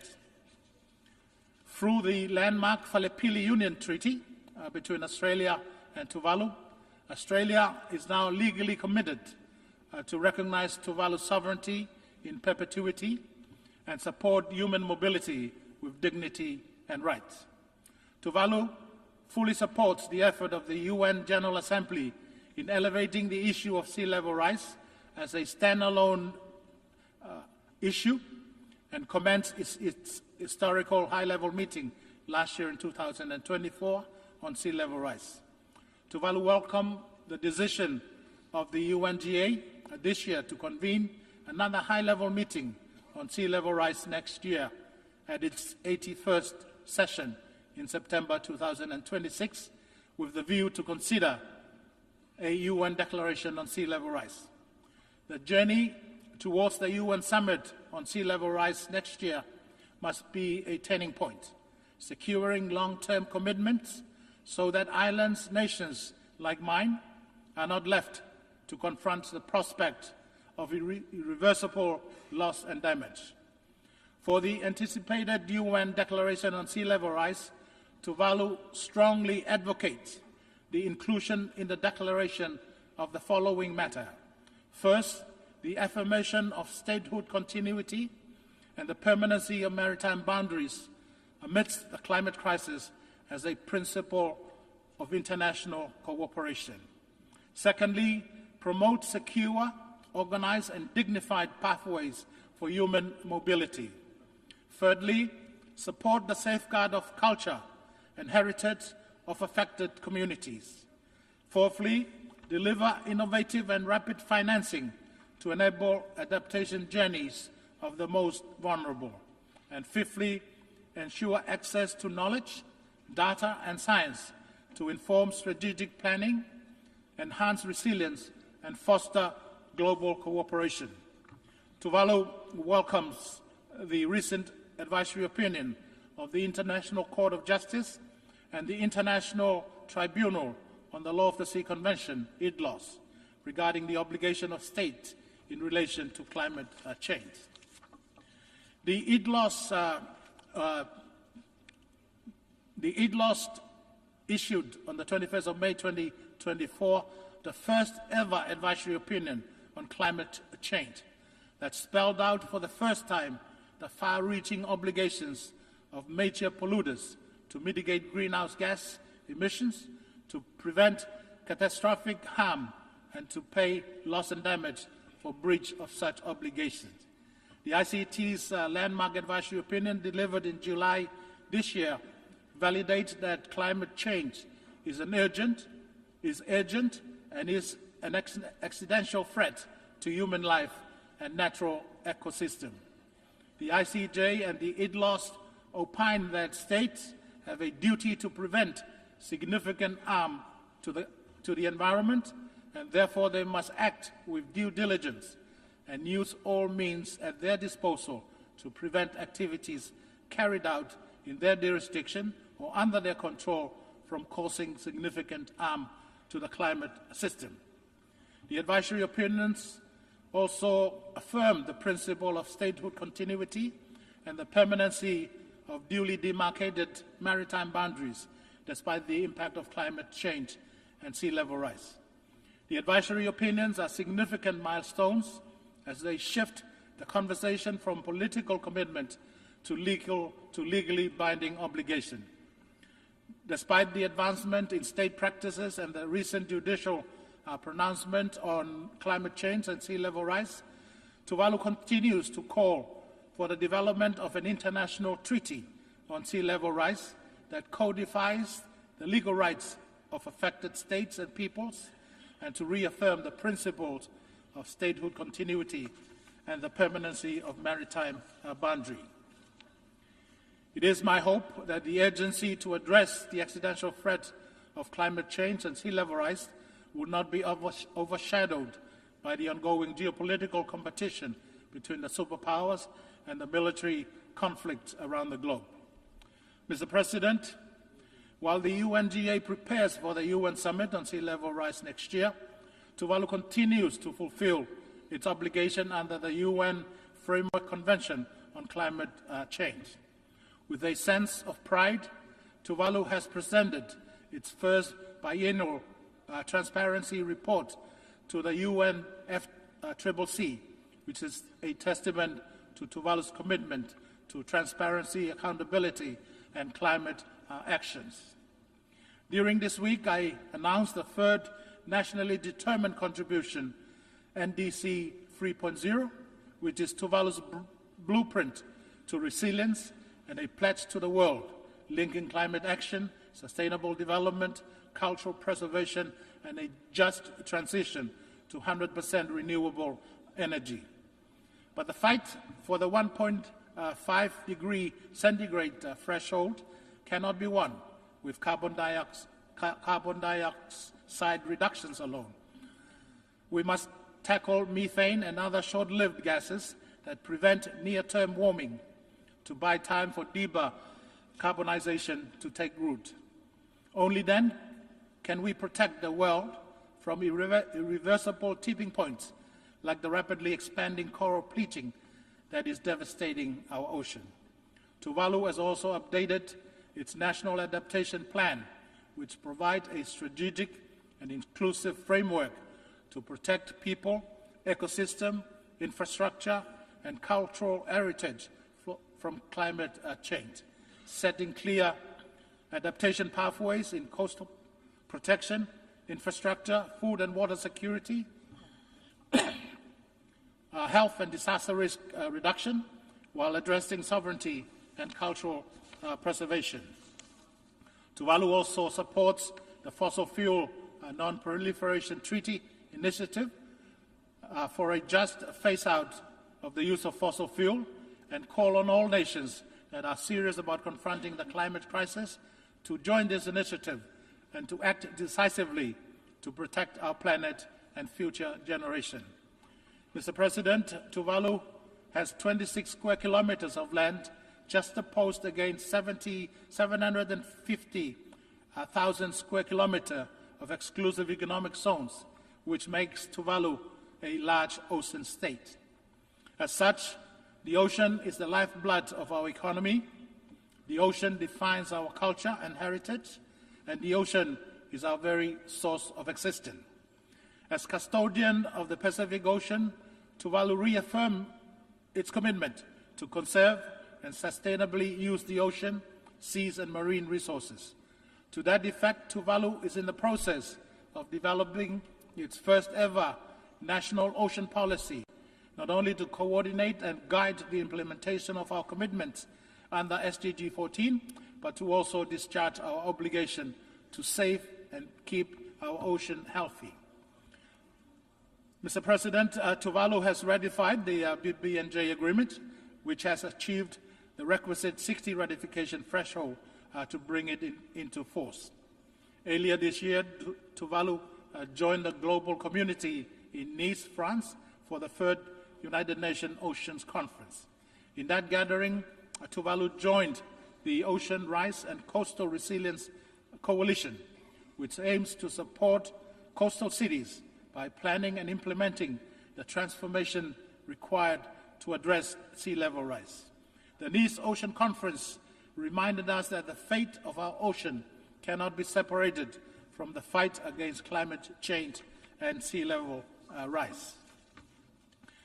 The commitment made in Nice must be carried forward with resolve, including through strengthened partnership and predictable financing that empower frontline community to conserve and sustainably use the ocean on their own terms. In recognition of the need for a holistic approach to peace and security, the Pacific Island leaders this year endorsed the Pacific Blue Ocean of Peace Declaration, an initiative that aims to elevate the peace dimension of regional security and promote a Pacific-led vision of stability and resilience.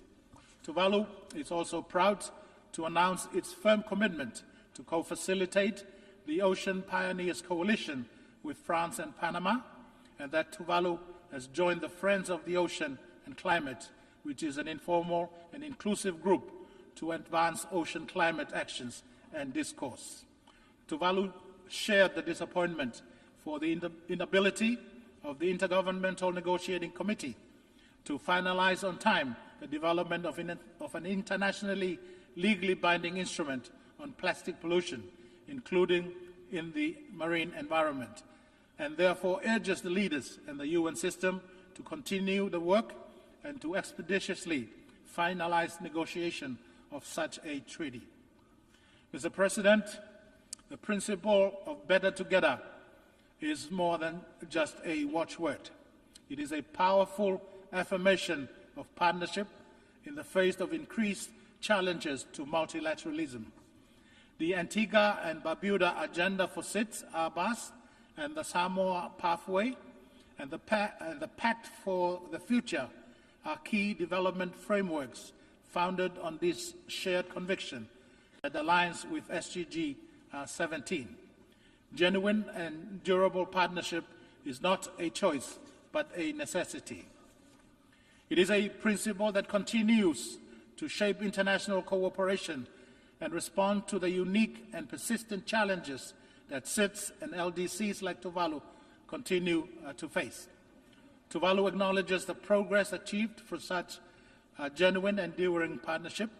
However, greater global efforts remain needed by those at the lower end of the global economic scale, like the LDCs and the SIDS. The decadal guide for financial cooperation, dubbed the Compromiso de Sevilla, fell short of our ambition for a truly transformative financing framework. Much to our disappointment, there is also omission of previously agreed climate financing language from the document. Nevertheless, Tuvalu reiterates the call for urgent, scaled-up adaptation finance and the rapid operationalization and replenishment of the Loss and Damage Fund, including through the innovative use of special drawing rights.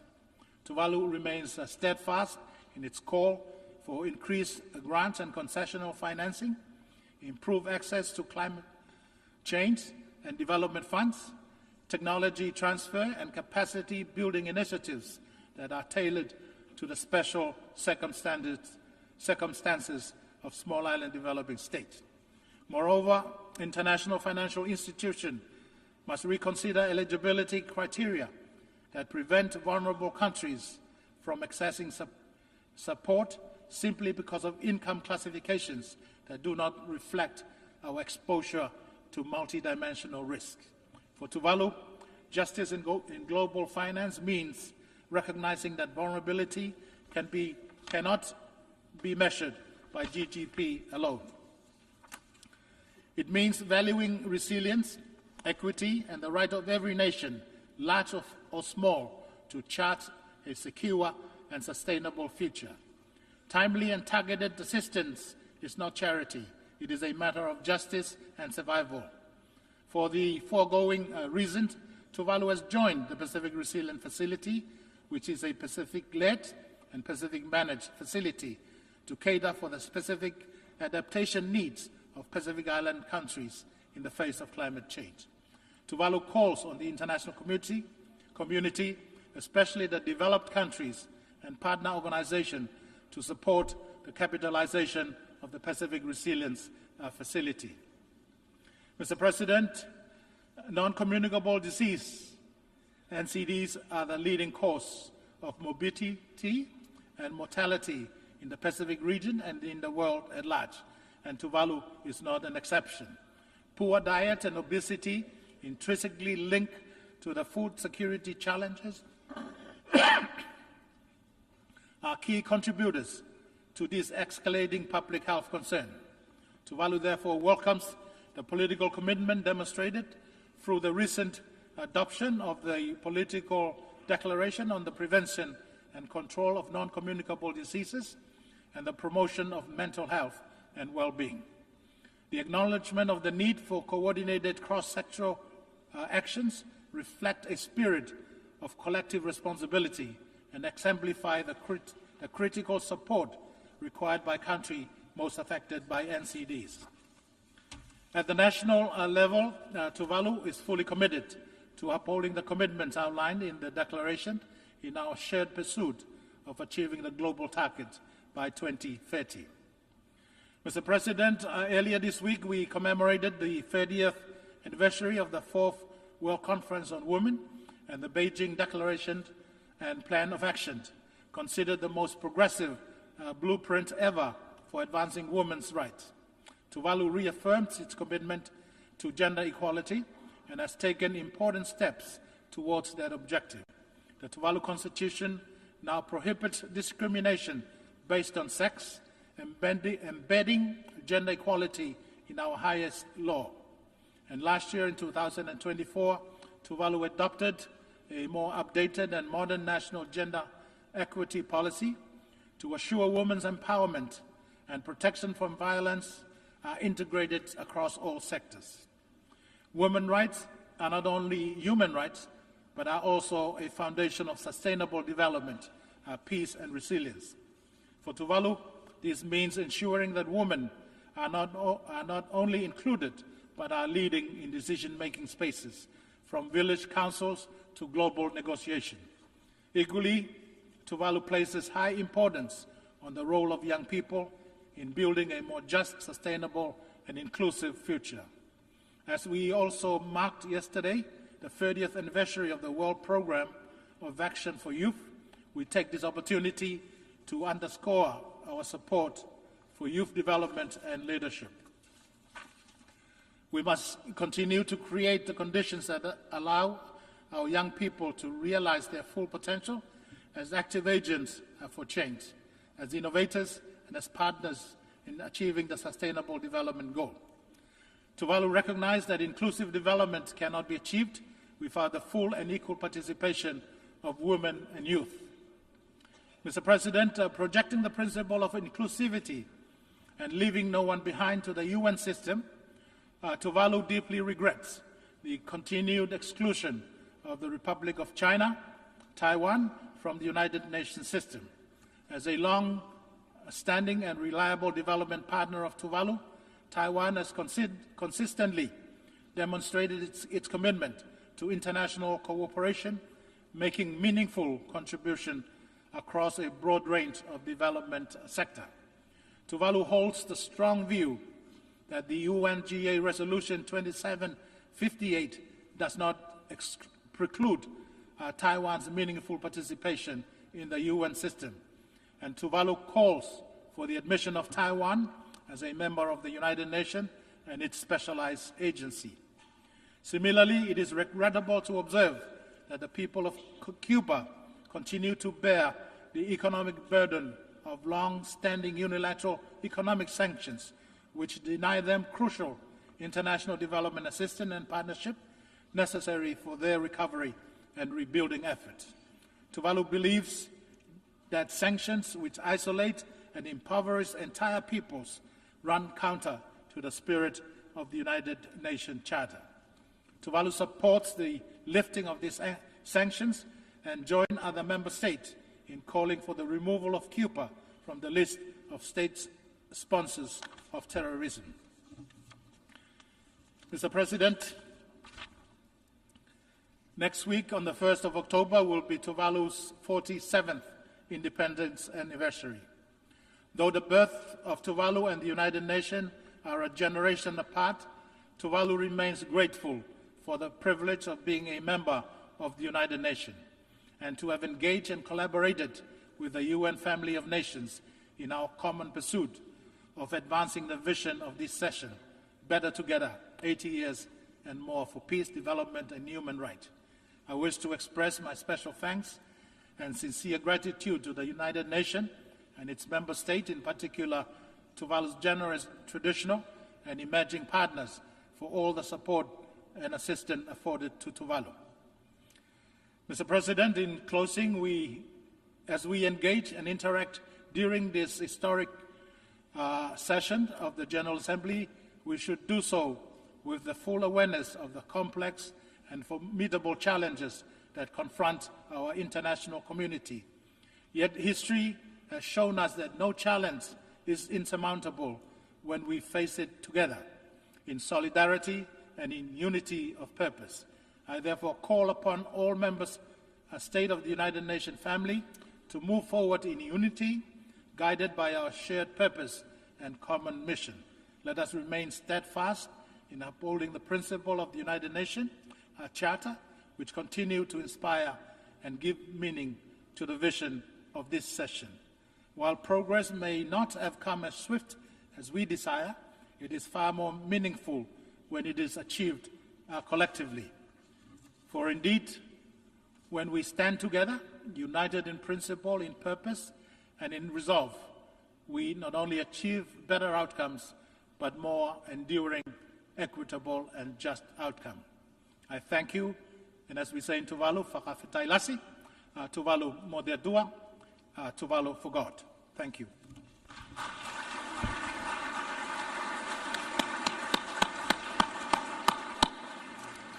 On behalf of the Assembly, I wish to thank the Prime Minister of Tuvalu. The Assembly will now hear an address of His Excellency Isake Balyu Ek, Prime Minister of the Kingdom of Tonga. I request protocol to score His Excellency and invite him to address the Assembly.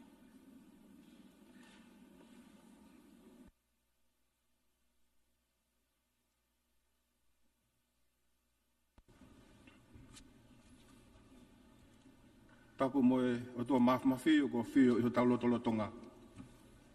Distinguished heads of state and heads of government, His Excellency Mr. Antonio Guterres, Secretary General of the United Nations, His Excellency Ms. Anenta Baerbock, President of 80th United Nations General Assembly, distinguished delegates, distinguished ladies and gentlemen. Mr. President, allow me at the outset to bring warm malo elelei greetings from His Majesty Government and the people of the Kingdom of Tonga. It is indeed with profound honor to address this esteemed Assembly at its 80th session.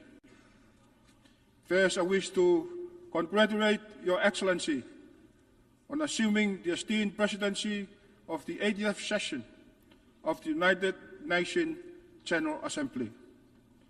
We commend you, President on our election, who preside over this session, and we pledge our full support to your leadership. I take this opportunity to also thank your predecessor, His Excellency Firimoniang, for his able leadership throughout the durations of his mandate. He also paid tribute to the Secretary General, His Excellency Antonio Guterres, Secretary General of the United Nations, for his steadfast efforts in advancing the purposes and principles of the United Nations and the roles he has played.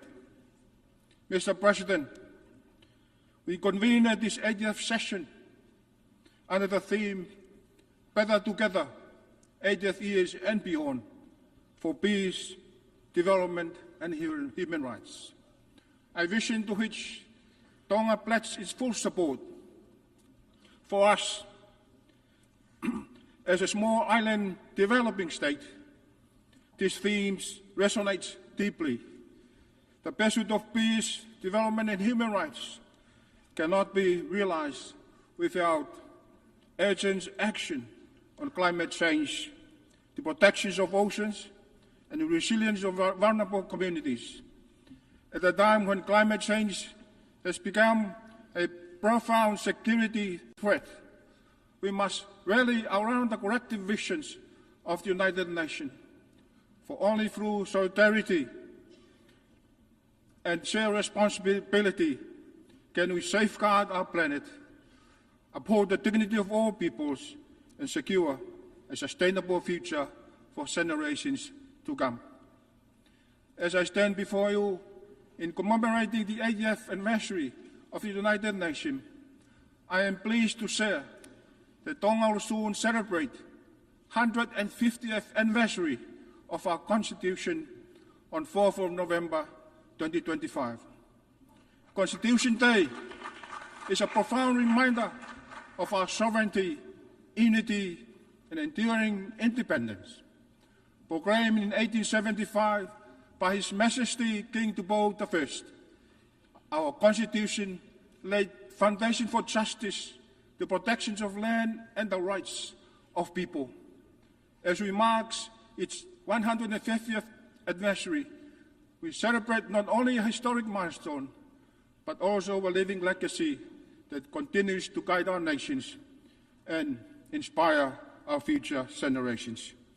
Mr. President, Tonga reaffirms its steadfast commitment to the purposes and principles of the United Nations Charter, first signed in San Francisco 80 years ago. That historical document continues to guide our collective pursuit of peace, security, human rights, and development.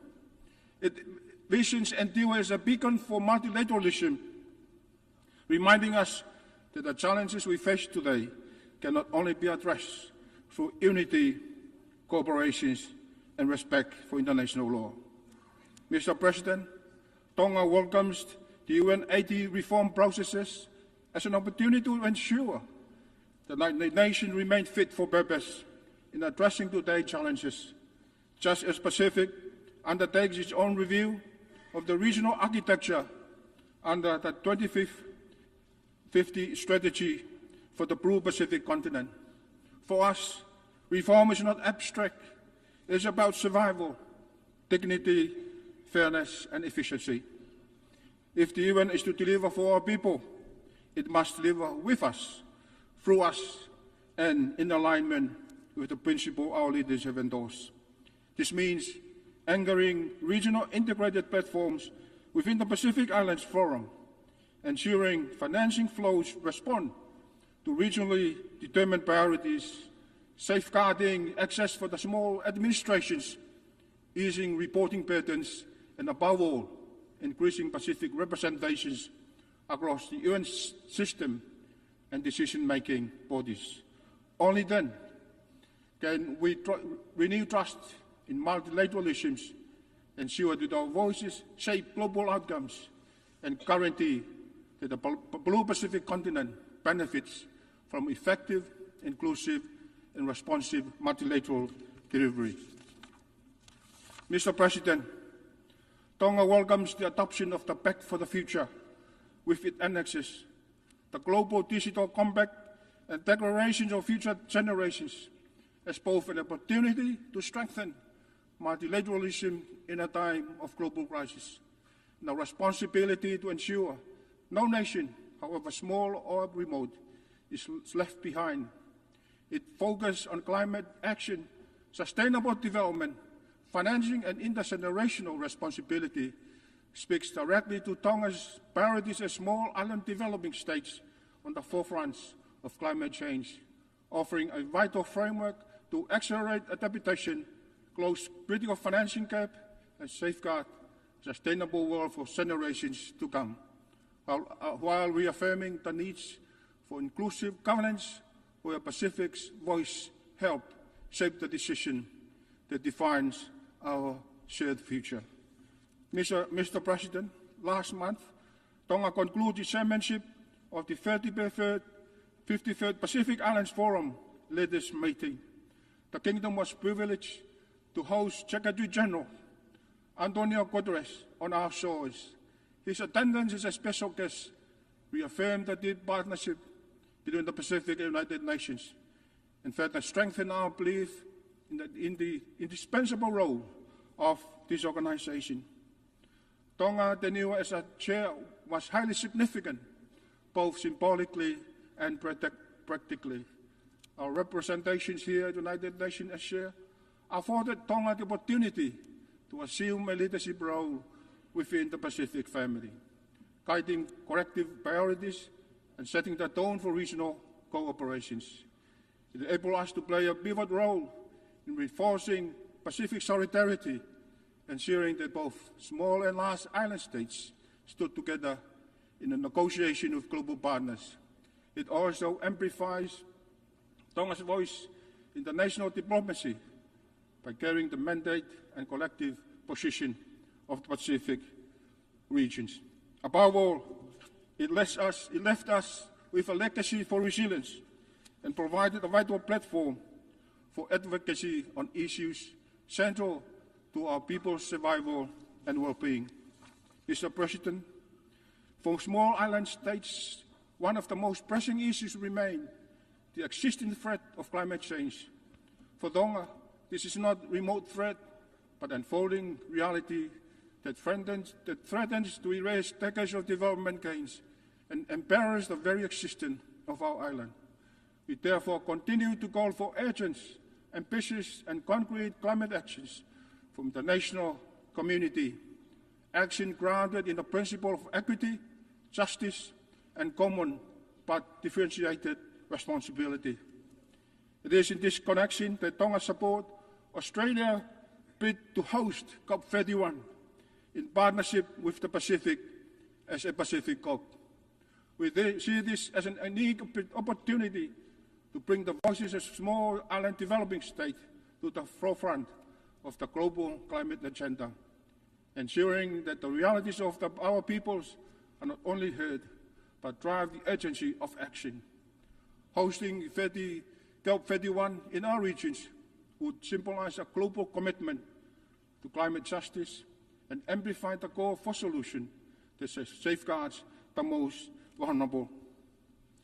Mr. President, Tonga's welcome the landmark advisory opinion of the International Court of Justice on 23rd July, a historic decision affirming that climate change is not only an environmental crisis, but also a profound challenge to international law, human rights, and the survival of our island nations.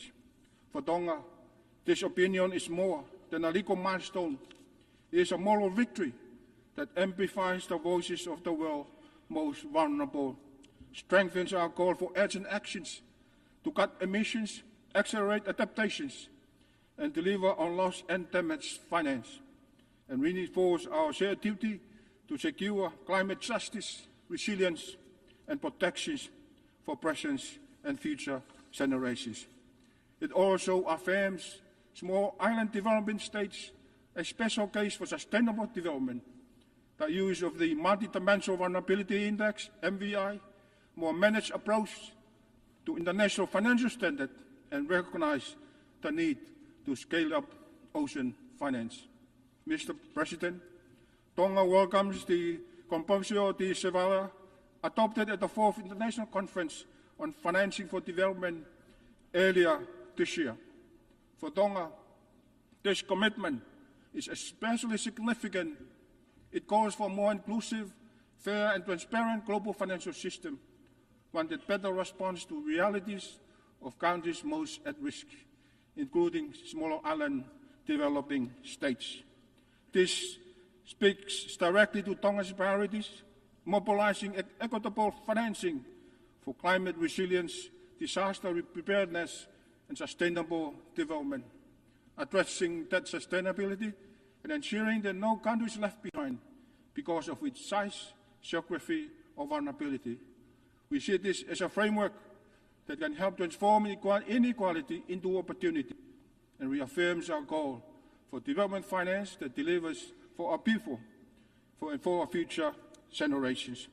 Mr. President, Tonga joined the international community at the 2025 United Nations Ocean Conference in Nice, France, under the theme Accelerating Actions and Mobilizing All Actors to Conserve and Sustainably Use the Oceans, where we underscore the centrality of sustainable ocean-based economies to Pacific Island countries that rely on the ocean for food security, trade and culture, and we call for integrated ocean governance, stronger financing for marine conservation, resilient maritime infrastructure, and sustainable transport across our islands, while reaffirming our commitment to the Nice Ocean Action Plan and the political declarations. At home, Tonga has taken concrete steps with the Ocean Management Bill 2025, a landmark framework to conserve biodiversity, manage resources sustainably, and protect our marine environment for the benefit of our people and the future generations. Mr. President, Tonga is proud to have joined the Pacific family in the adoption of the Ocean of Peace declarations, declaring that the Blue Pacific continent as an ocean of peace. This is more than symbolism. It is a shared regional vision that peace, security, and sustainability are deeply interconnected with how we treat our ocean, how we protect our environment, and how we safeguard our communities. Tonga supports this declaration fully and calls for the principle to be embedded in our international ocean governance, climate actions, and sustainable development of efforts. The ocean must not only be protected, it must be honored as a foundation of our security, of our economies, our way of life, our legacy of resilience. Mr. President, it is in this spirit of resilience that Tonga is proud to host the Pacific Resilience Facility, the Pacific-led, member-owned and regionally managed financing mechanism dedicated to strengthening climate and disaster resilience across our blue Pacific continent. Tonga acknowledges with gratitude the commitments and contributions already extended by our development partners and friends of the Pacific. And we continue to urge global partners to support a Pacific-led solution, the PRF, designed to bridge the financing gap for small, high-impact adaptation projects. And in doing so, we not only strengthen resilience in the Pacific, but also demonstrate how regionally owned solutions can advance global climate and sustainable development agenda. Mr. President, Tonga continues to strengthen laws to protect our children, especially those who are susceptible to harm from technology in this digital age, and empower our youth, recognizing them as the foundations of our nation's future. We remain firmly committed to safeguarding public health and addressing the dual threats posed by the scourge of drugs and the rise of non-communicable diseases. At the same time, we acknowledge the complex challenges of migrations and deportees, while valuing the enduring contributions of our diaspora to national development. We also view economic development as a vital pathway to opportunity and resilience, harnessing trade and sport as a drivers of growth, unity, and national pride. Together, these priorities embody Tonga's vision of a just, healthy, and prosperous society where no one is left behind. And lastly, may I remind this Assembly to seek wisdom and strength beyond ourselves. Let us first ask God for guidance in our shared pursuit of peace, in advancing sustainable development, and in safeguarding the dignity and human rights of all peoples. In humility, we recognize that our common challenges are greater than any one nation. In closing, may I share the national motto of Tonga, Tua Matonga Kohok Tofia, which translates that God and Tonga are my inheritance. It is from these foundations that I draw a strength to serve with humility and dedication. A reminder that with faith, solidarity, and collective actions, we can rise to above and beyond, turning trials into pathway for hope, guided by compassion and a spirit of service to humanity. God bless United Nations. Malo Opito. Thank you.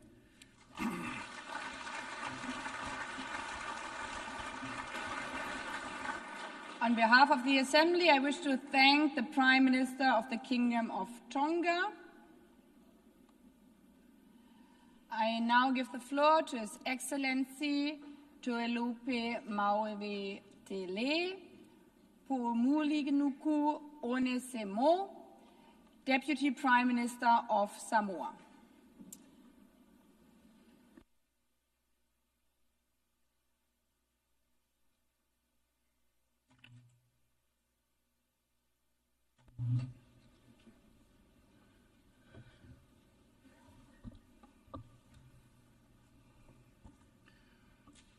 Samoa elu tātou tofi, tāpua I mai amal manuia, se whelu tātou sao, I upuwhai o malo au whatasi. President, world leaders, excellencies, I wish to congratulate Her Excellency Ms. Annalena Baerbock on her election as President of the 80th Session of the General Assembly. The theme you have chosen resonates deeply with Samoa, particularly as we celebrate 80 years of our United Nations. It is timely call for our collective actions towards a more peaceful, sustainable, and resilient future for our people and planet. You can be assured that Samoa's full support throughout your mandate. Excellencies, we live in times of global turbulence and uncertainty. Profound and transformative change is not only necessary, but also inevitable. We must prepare ourselves to face the challenges ahead with resolve and use opportunity to herald in much needed reforms of all and leaving no one behind. At the core of our success lies our unwavering commitment to the principles upon which the United Nations was built: multilateralism and international law. Samoa reaffirms its unwavering commitment to the United Nations as a premier forum to address global challenges. Multilateralism for Samoa is a practical necessity and not just an abstract ideal.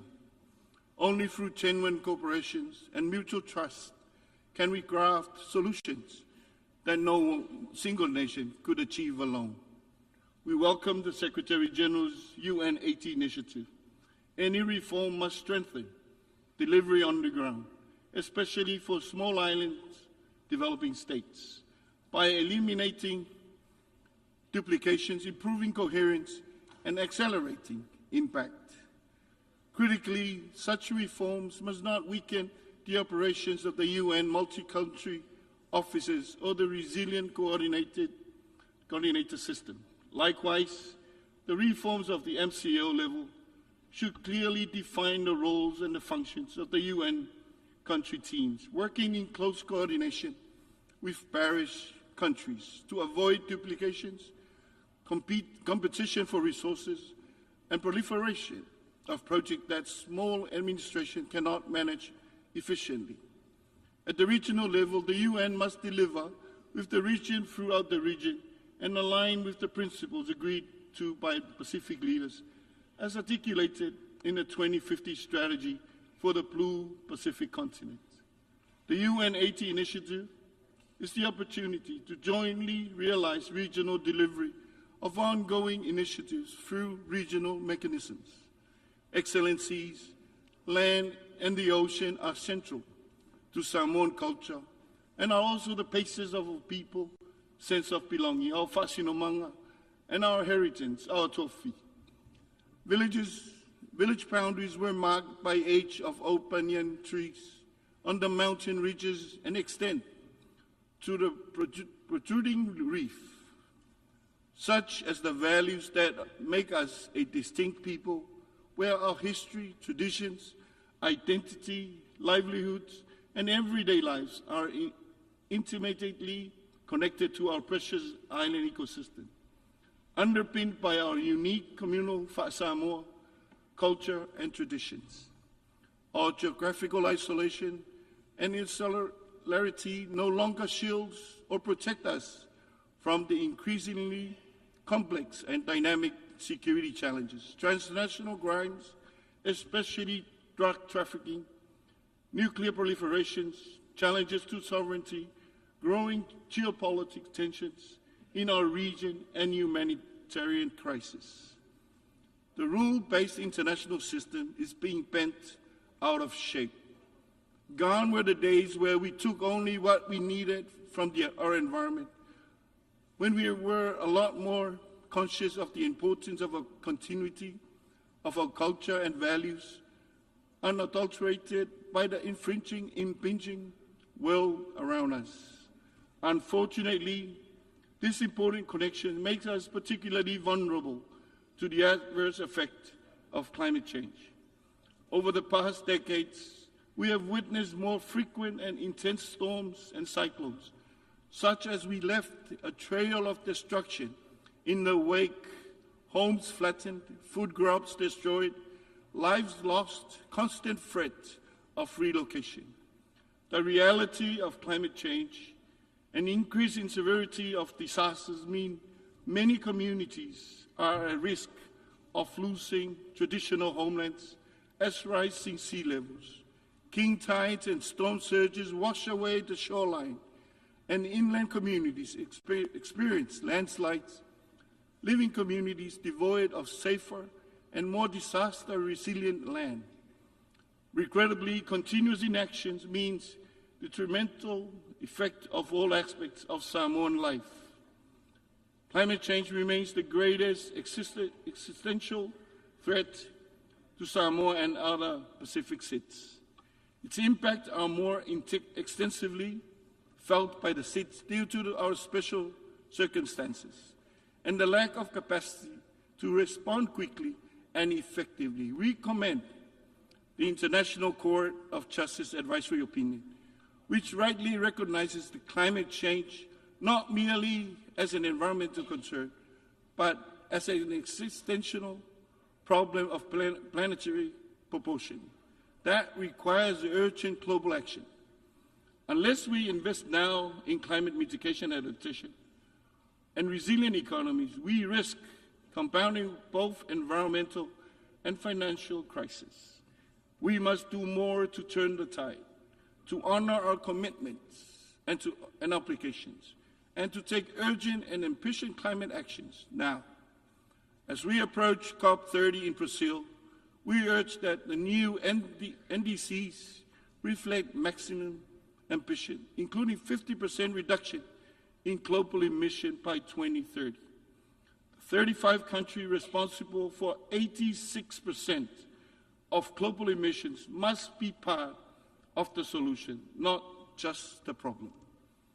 One can continue to question whether climate change is real, but for Samoa and the Pacific, the impact of climate change confronts us on a daily basis. It is our lived reality. Samoa will be launching its third national determined contribution ahead of COP30. This updated plan, developed through inclusive consultation, captures both the realities and the aspirations of all Samoans, but we cannot do it alone. Excellencies, now is the time for the world to witness firsthand of the consequences of climate change in our region. You can only truly appreciate our challenge if you visit us. There is no better place to discuss climate ambitions and solutions than in the Pacific, where climate change impact is a lived reality. This is why Samoa supports Australia's bid to host COP31 on behalf of the Blue Pacific continent. We also strongly endorse the recent AOSIS declaration on the special circumstances of SIDS. And we can all states, international and organization, and treaty parties to recognize and reflect these unique vulnerabilities in the design, interpretation, and implementation of multilateral agreements. Excellencies, the Pacific Ocean is our greatest asset that must be sustainably managed for the benefit of our present and future generations. It unites our islands in common purposes. It is our home and our key to a future of infinite promises. Therefore, we continue to go for urgent global actions to implement SDG 14. The third UN Ocean Conference in Nice marked in our global ocean journey, but much more needs to be done. The ocean crisis is a direct result of our choices. The pursuit of economic growth has come at a grave cost to our marine ecosystem. Coupled by unchecked exploitation of deep sea-bedded mineral resources, our ocean face a crisis of limitless proportions. We must take a careful approach that balances economic growth while ensuring environmental sustainability.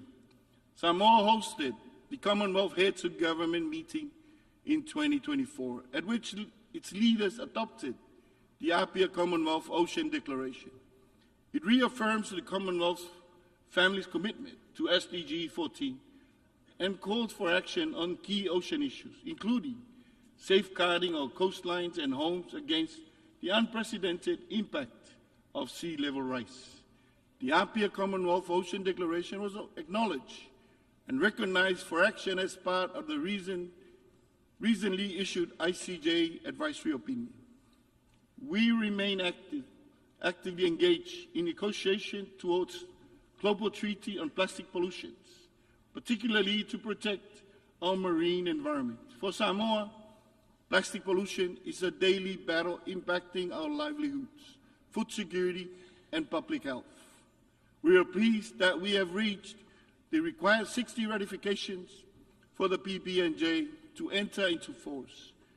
We are moving closer to the most important part, its effective implementation. At the national level, through the Samoan Ocean Strategy, we have completed and legally adopted a marine spatial plan which helps implement our commitment to protect 30% and manage 100% of our ocean by 2030. We understand we must sustain that which sustains us now and into the future. Excellencies, climate finance is the bridge for ambitious to action. It must be scaled up, easily accessible, devoid of burdensome conditions, and responsive to the needs of small island states. This way, the climate funds end up in the villages and the communities that need it the most. Financing of development conference in Sevilla was regrettably a missed opportunity. Since the Rio conference in 1992, we have made countless pledges and commitments to the development agenda. But too often, we simply rebrand and recycle old ideas while failing to deliver tangible progress. Meanwhile, multilateralism is under siege, and international financial commitments are being eroded. Overseas development assistance is being cut significantly, and the global financing gap for the SDGs stands at $4 trillion.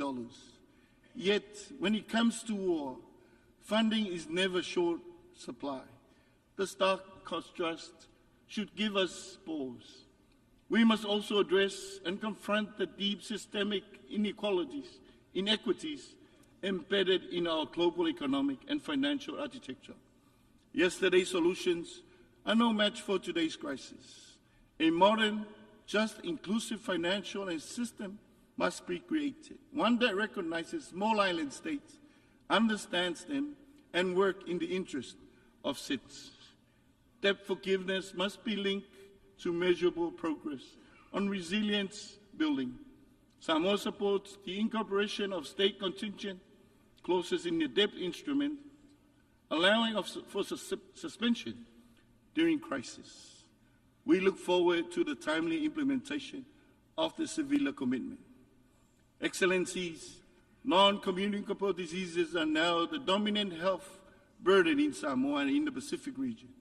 We welcome the high-level meeting on NCDs and call for targeted integrated actions for SIDS, especially in prevention, healthy food environments, and sustainable financing. Samoa has also developed the region's first national action plan for health security, aligning public health systems with climate adaptation and strengthening surveillance and response capacities. Excellencies, energy is both a driver and an accelerator for Samoa's sustainable development ambition. The digital transformation, including AI and data analytics, offer real opportunities to drive an inclusive, just energy transition, particularly through off-grid solutions and smarter energy planning. However, Samoa's level of indebtedness, often worsened by natural disasters, remains a pressing challenge. As disasters increase in intensity and frequency due to climate change, tools such as risk-informed early action partnership and multi-dimensional vulnerability index are critical. We urge swift appointments of members of the MVI Independent Expert Advisory Panel. Excellencies, Samoa remains a peaceful country, steadfast in our commitment to human rights and justice. We remain concerned by the ongoing wars, including Ukraine and Gaza, the terrible loss of civilian lives, displacement of people, as well as the destruction of infrastructure and the environment is something we do not condone. The continued supply of weapons to fuel conflict must end. Due to consideration must be given to the long overdue reform of the Security Council. Excellencies, the tools of bygone era can no longer ensure our collective future. At the regional level, our Blue Pacific has undertaken a review of its regional architecture to ensure it is well aligned to the ambitions of its 2050 strategy. As we pursue UN 80 initiative, it is important to recognize the regional strategy and find alignment. This can help increase the relevance and effectiveness of the UN. 80 years on, we call on the UN and the global community to work with Samoa to ensure of true resilience, where we can confidently engage as a global citizen, but be able to rely on our own national and regional efforts to pave a peaceful and a prosperous future for Samoa and the Pacific. We must choose courage over cautions, cooperation over indifferences, and delivery over delay, guided by our charter and anchored in our pillars of peace and security, human rights and development for all. Let us steer our global canoe with confidence, fueled by trust, cooperation, partnership, and our humanity. Thank you, and God bless.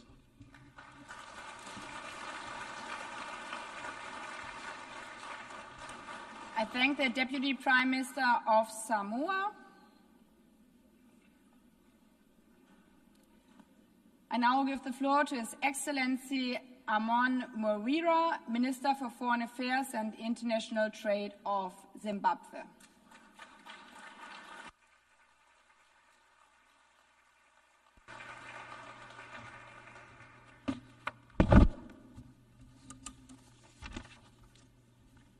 Your Excellency, Ms. Annelina Baerbock, President of the 80th Session of the United Nations General Assembly, Your Majesties, Your Excellencies, Heads of State and Government, the Secretary General of the United Nations, Mr. Antonio Guterres, distinguished delegates, ladies and gentlemen, I'm humbled to issue this statement on behalf of His Excellency, the President of the Republic of Zimbabwe, Dr. Idi Mnangagwa. Let me warmly congratulate you, Madam President, on your election as President of the 80th Session of the Assembly. We are confident that under your stewardship, this milestone session will be remembered for renewed multilateral cooperation. Please be assured of Zimbabwe's support throughout your tenure. We also wish to pay tribute to your predecessor, His Excellency Philemon Young, for his leadership during a period marked by heightened geopolitical tensions and a retreat from multilateralism. This 80th anniversary of the signing of the UN Charter is a timely opportunity for us to reflect upon the journey of the past 8 decades. The resolve of the 50 nations that gathered in San Francisco in 1945 was to save the world from the scourge of war and conflict. Today, 193 nations are here to bear witness that since then, the United Nations has endured as the legitimate multilateral institution to address issues of global interest and concern. Yet, we commemorate this milestone at a time of profound uncertainty when the world is confronted by escalating conflicts, economic slowdowns, increasing poverty, and widening inequality, humanitarian tragedies, and the vagaries of climate change. Madam President, on the principle of multilateralism, it is our collective responsibility to recommit to the principles and purposes of the UN Charter for the benefit of the present and future generations. As Zimbabwe, we have anchored our foreign policy on multilateralism, guided by the principle of sovereignty, equality, and peaceful coexistence among nations. We believe that no nation can prosper in isolation.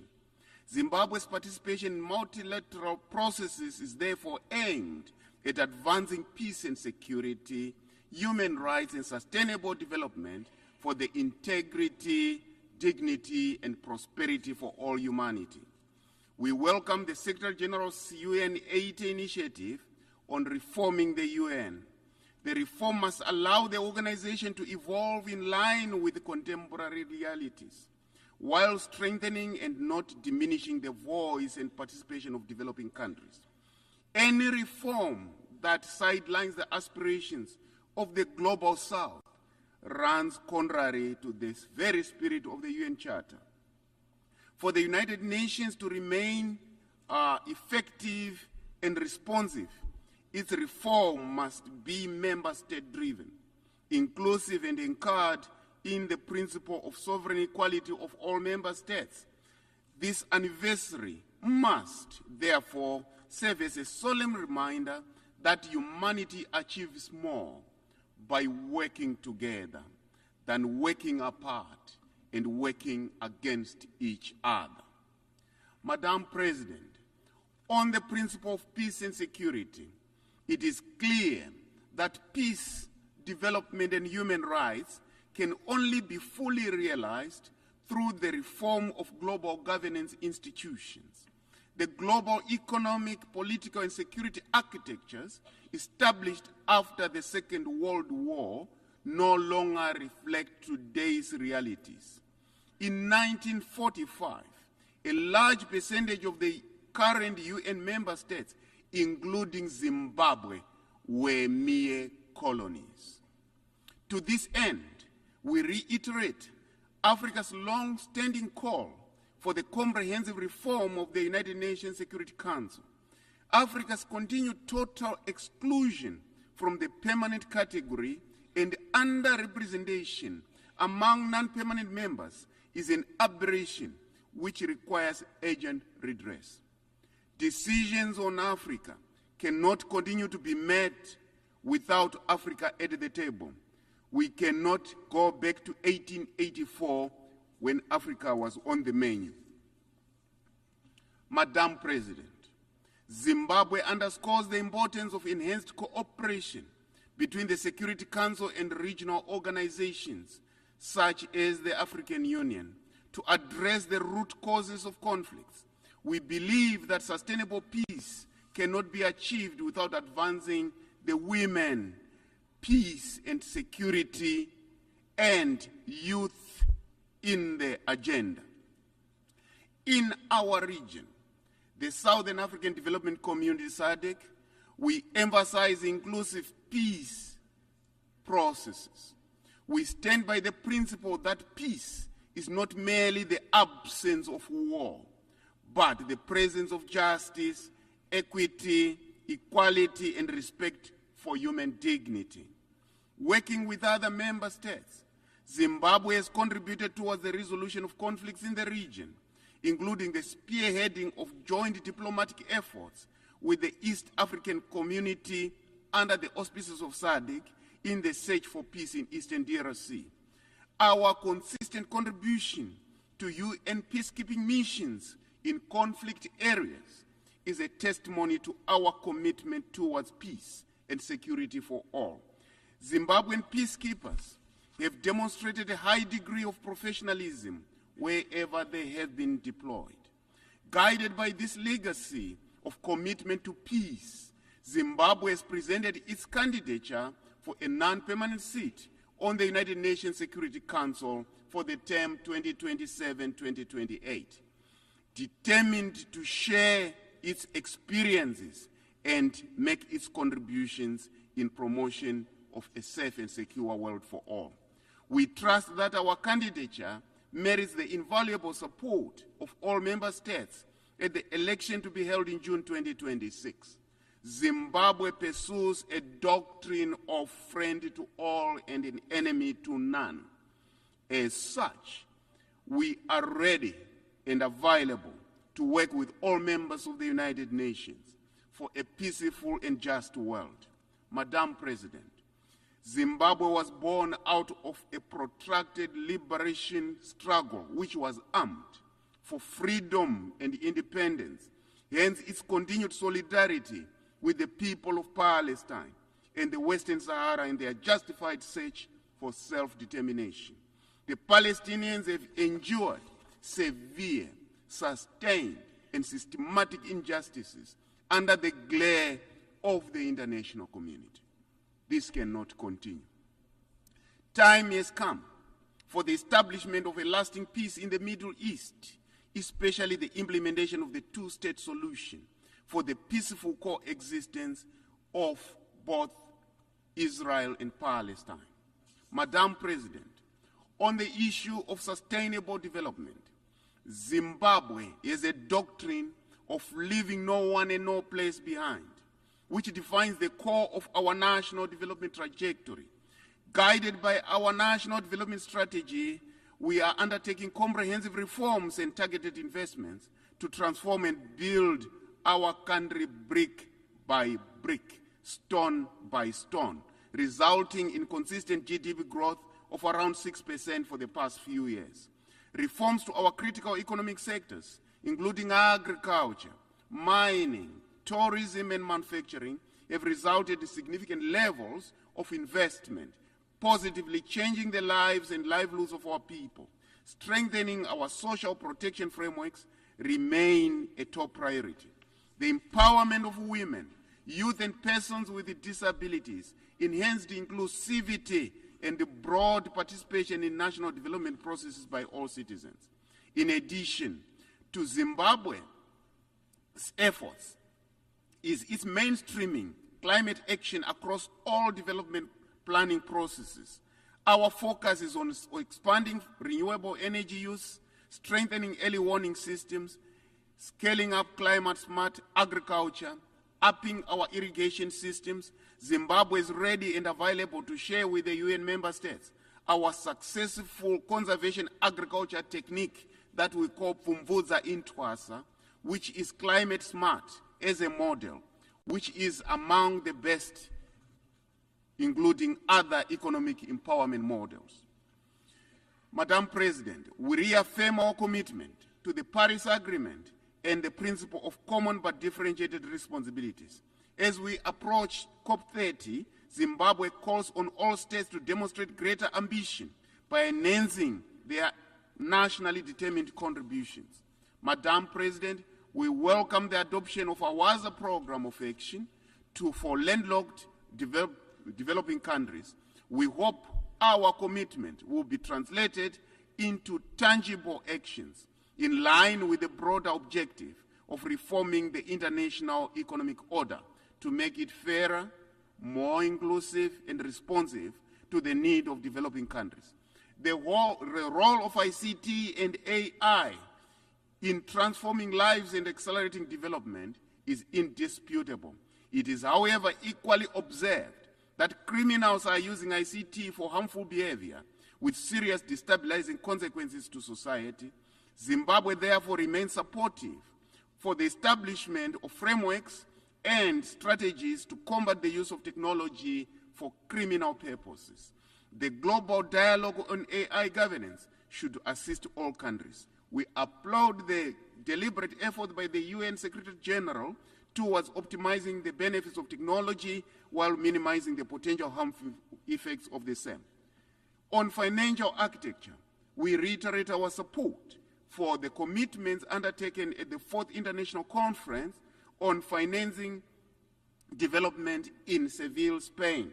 It is important that we implement these commitments and also operationalize the SDG stimulus. Without the means to implement our collective action, regression is inevitable.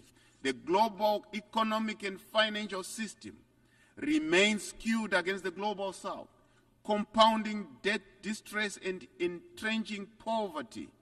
The reform of the international financial architecture is a critical necessity to unlock development finance, especially for the developing countries that have remained peripheral to the development chain. Madam President, we emphasize the importance of a fair and rules-based international trading system that ensures equitable opportunities for all nations, particularly developing countries. On the principle of human rights, we uphold the principle of all rights, civil, economic, political, and social, including cultural, that are interdependent and indivisible. We reject attempts to elevate some rights over others. We equally reject the selective, arbitrary, political, and biased application of human rights frameworks and standards. We reaffirm our support through the non-aligned movement for a legally binding covenant on the right to development, an essential framework to strengthen the global development agenda. In December 2024, Zimbabwe abolished the death penalty, reaffirming our commitment to the sanctity of human life. Madam President, despite our gallant efforts towards national prosperity, we have continued to face challenges occasioned by the illegal, unilateral, coercive measures imposed on us. We therefore reiterate the call for the unconditional removal of these unjustified and unwarranted sanctions on Zimbabwe and for Zimbabwe to realize its full potential. Our people have remained resilient against this adversity, encouraged by the unwavering solidarity and support from our sister SADC countries and the African Union and other progressive partners across the world. We are greatly indebted to this magnanimous pillar of support. Zimbabwe also stands in solidarity with other nations under UCMs, especially the government and the people of Cuba, in their continued fight against one of the longest economic blockades. We reiterate our call for the removal of this comprehensive embargo. We welcome the designation of 4 December as the International Day Against Unilateral Coercive Measures. This should increase voices against the human cost of sanctions, reaffirm diplomacy over domination, and advocate for a return to legality, legitimacy, and multilateral cooperation. Madam President, the United Nations today stands at crossroads amid multiple and intersecting crises. However, let us seize this anniversary to renew our covenant for peace, recommit to development, and strengthen the pillars of multilateralism that truly serves we the people. The greatest lesson from COVID-19 pandemic was that no one is safe until everyone is safe. Similarly, our sustainable future is possible only when we leave no one and no place behind. Let us build the future we all want, the future we are all proud of. I thank you.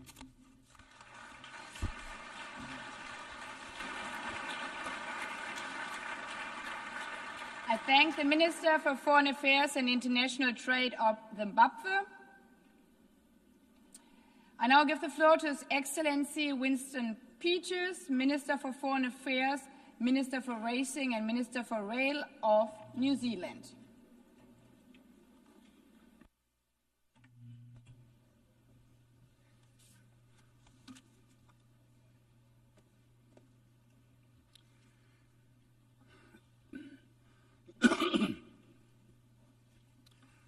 Madam President, 12 months ago, when delivering New Zealand's national statement, we said that never has it been more apparent just how much political leadership is required to respond to the international challenges we face.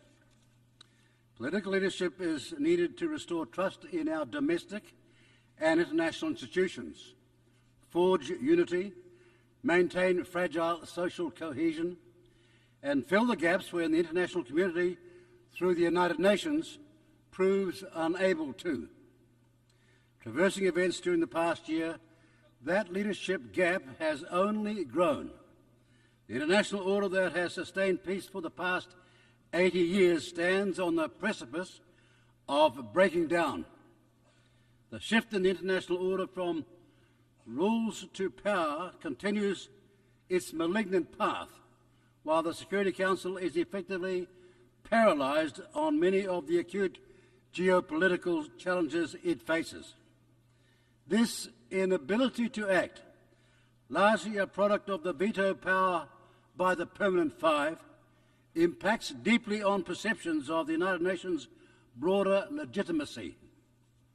And for a small state like New Zealand, whose security and prosperity for the past 80 years has relied on a functioning multilateral system, the erosion of that system is hugely troubling and costly.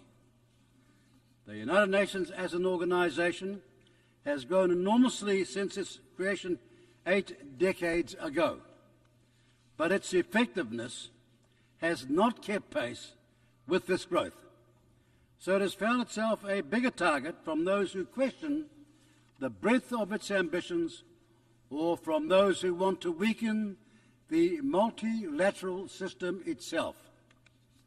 The United Nations reform effort needs to rise to the scale of its current structural, fiscal and geopolitical challenges. We will play our part as co-chair of the Mandate Implementation Review because New Zealand, as a small state, wants the United Nations to carry out bold reforms that can restore its standing with member states. New Zealand is deeply troubled by the humanitarian disasters we see globally.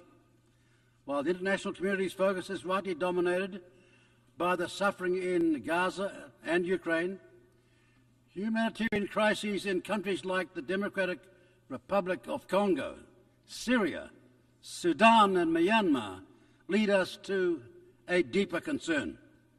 Our concern is that the effects of large-scale violence, displacement and famine will create further intergenerational cycles of violence in countries already racked by political instability and conflict.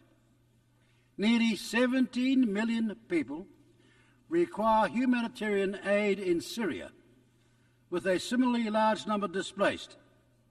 Over 21 million Congolese require humanitarian support. In Sudan, more than 30 million people, some 65% of its population, require urgent humanitarian aid and protection. Basic services have collapsed, vaccination rates plummeted, and violence, including sexual violence, are endemic.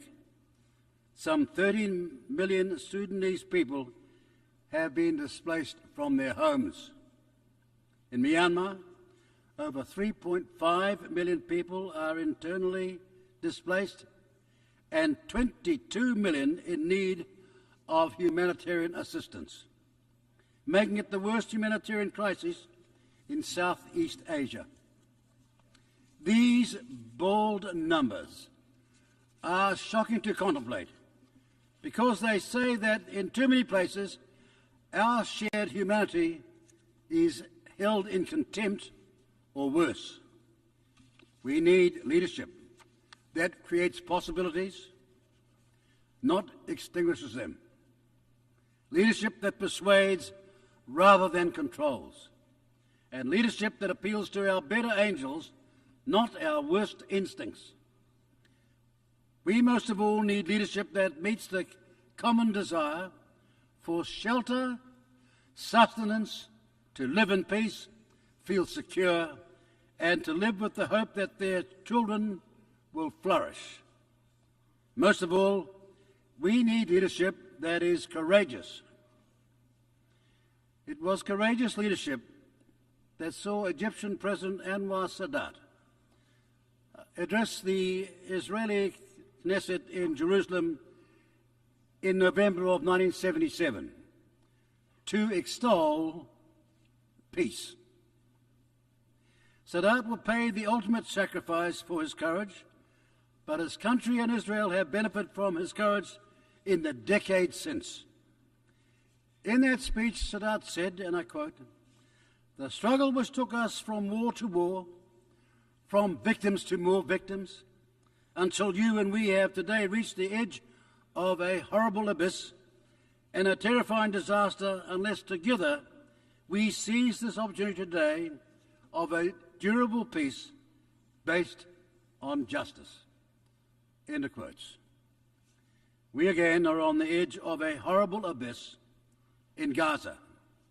But where, we ask, is the quality of leadership that can pull Israelis and Palestinians back from the abyss to project hope to the victims of this intolerable violence?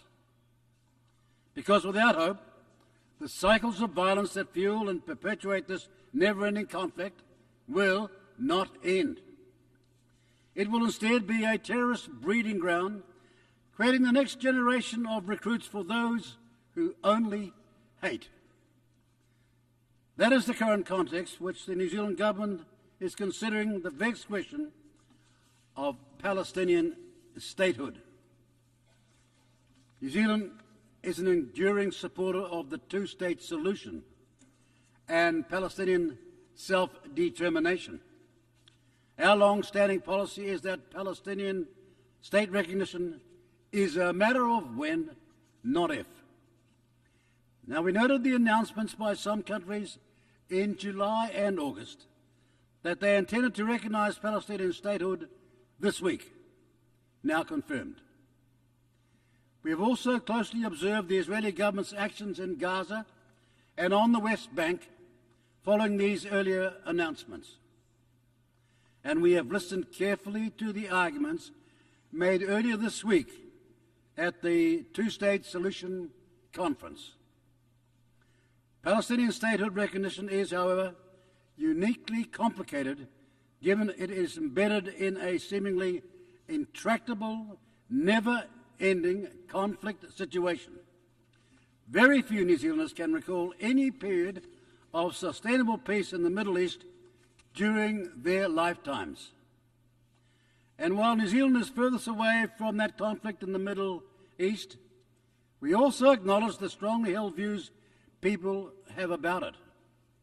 New Zealanders were appalled by the barbarity of Hamas' attack on Israel citizens on October 7, 2023. The worst massacre in Israel's history, and Hamas have no plan and no place in any future Palestinian state. They know only hate. Today, nearly 2 years on from the horror inflicted that day, including the continued holding of Israeli hostages by Hamas, we are shocked to our core by harrowing images of famine in Gaza.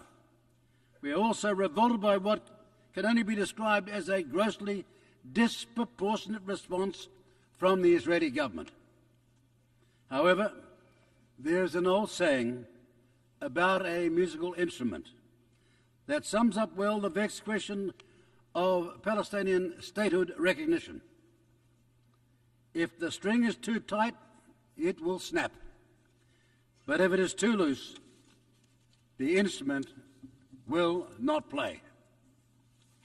Those countries who hope their earlier signalling of Palestinian statehood recognition would protect and promote the two-state solution have instead seen the Israeli government snap and continue its widely condemned military actions in Gaza, while continuing to develop illegal settlements on the West Bank in defiance of international law. The New Zealand government agrees with the ends sought by partners and acknowledges their good intentions. We commend to the leadership efforts of those countries trying to bring an end to the violence through their diplomatic efforts. We desperately want diplomacy to succeed, and we believe it is those countries with leverage who are most likely to achieve a breakthrough that would show global leadership. However, we do not believe that the current situation represents the last or even best chance to preserve the two-state solution. Rather, we think a future situation when Israeli and Palestinian political leadership is an asset, not a liability, and where other situational variables have shifted the current calculus away from conflict and towards peace, would be more conducive for recognising Palestinian statehood. Therein lies our dilemma over any decision to recognise Palestinian statehood now. because statehood recognition is an instrument for peace. As an instrument for peace, also does not play, because there are no fully legitimate and viable state of Palestine to recognise. Palestine does not fully meet the accepted criteria for a state, as it does not fully control its own territory or population. There is also no obvious link between more of the international community recognising the state of Palestine and the aimed objective of protecting the two-state solution. Indeed, what we have observed since partners' pronouncements reveals that recognising Palestine now will likely prove counterproductive. That is, Hamas resisting negotiation in the belief that it is winning the global propaganda war while pushing Israel towards even more intransigent military positions. Recognition at this time, we also think, is open to political manipulation by both Hamas and Israel. Hamas will seek to portray our recognition of Palestine as a victory, as they have already done in response to partner announcements. Israel will claim the recognition rewards Hamas and that it removes pressure on them to release hostages and agree to a ceasefire. Ladies and gentlemen, because even now, after almost 2 years of this outrage, Hamas refused to give the hostages back. And then, like over 150 countries before it, New Zealand's recognition of Palestinian statehood now would serve as little more than an existential act of defiance against an unalterable state of affairs. We are not ready to make that gesture. Rather, the New Zealand government believes that it has one opportunity to recognise Palestinian statehood, and it would make better sense to do so when conditions offer greater prospects for peace and negotiation than at present. With a war raging, Hamas still in place, and no clarity on next steps, we do not think that time is now. We have, ever since the October 7 attacks, repeatedly demanded a ceasefire, the release of the remaining hostages, and for Israel to allow vital aid to flow into Gaza. That is where our focus remains. To that end, today the New Zealand government announces a further significant financial contribution to support the humanitarian crisis in Gaza. Our focus will not shift from where it's needed most. In Gaza, right now, aid must flow and the violence must cease. Ultimately, however, if leaders and their people do not covet peace or cannot overcome their hate, no actions taken by us will shift them from their destructive and ruinous path. But if they do covet peace, and when we see action, not in the form of rhetoric, but of agreements, and when statehood emerges, then institutions to support it, New Zealand will then recognise Palestinian statehood.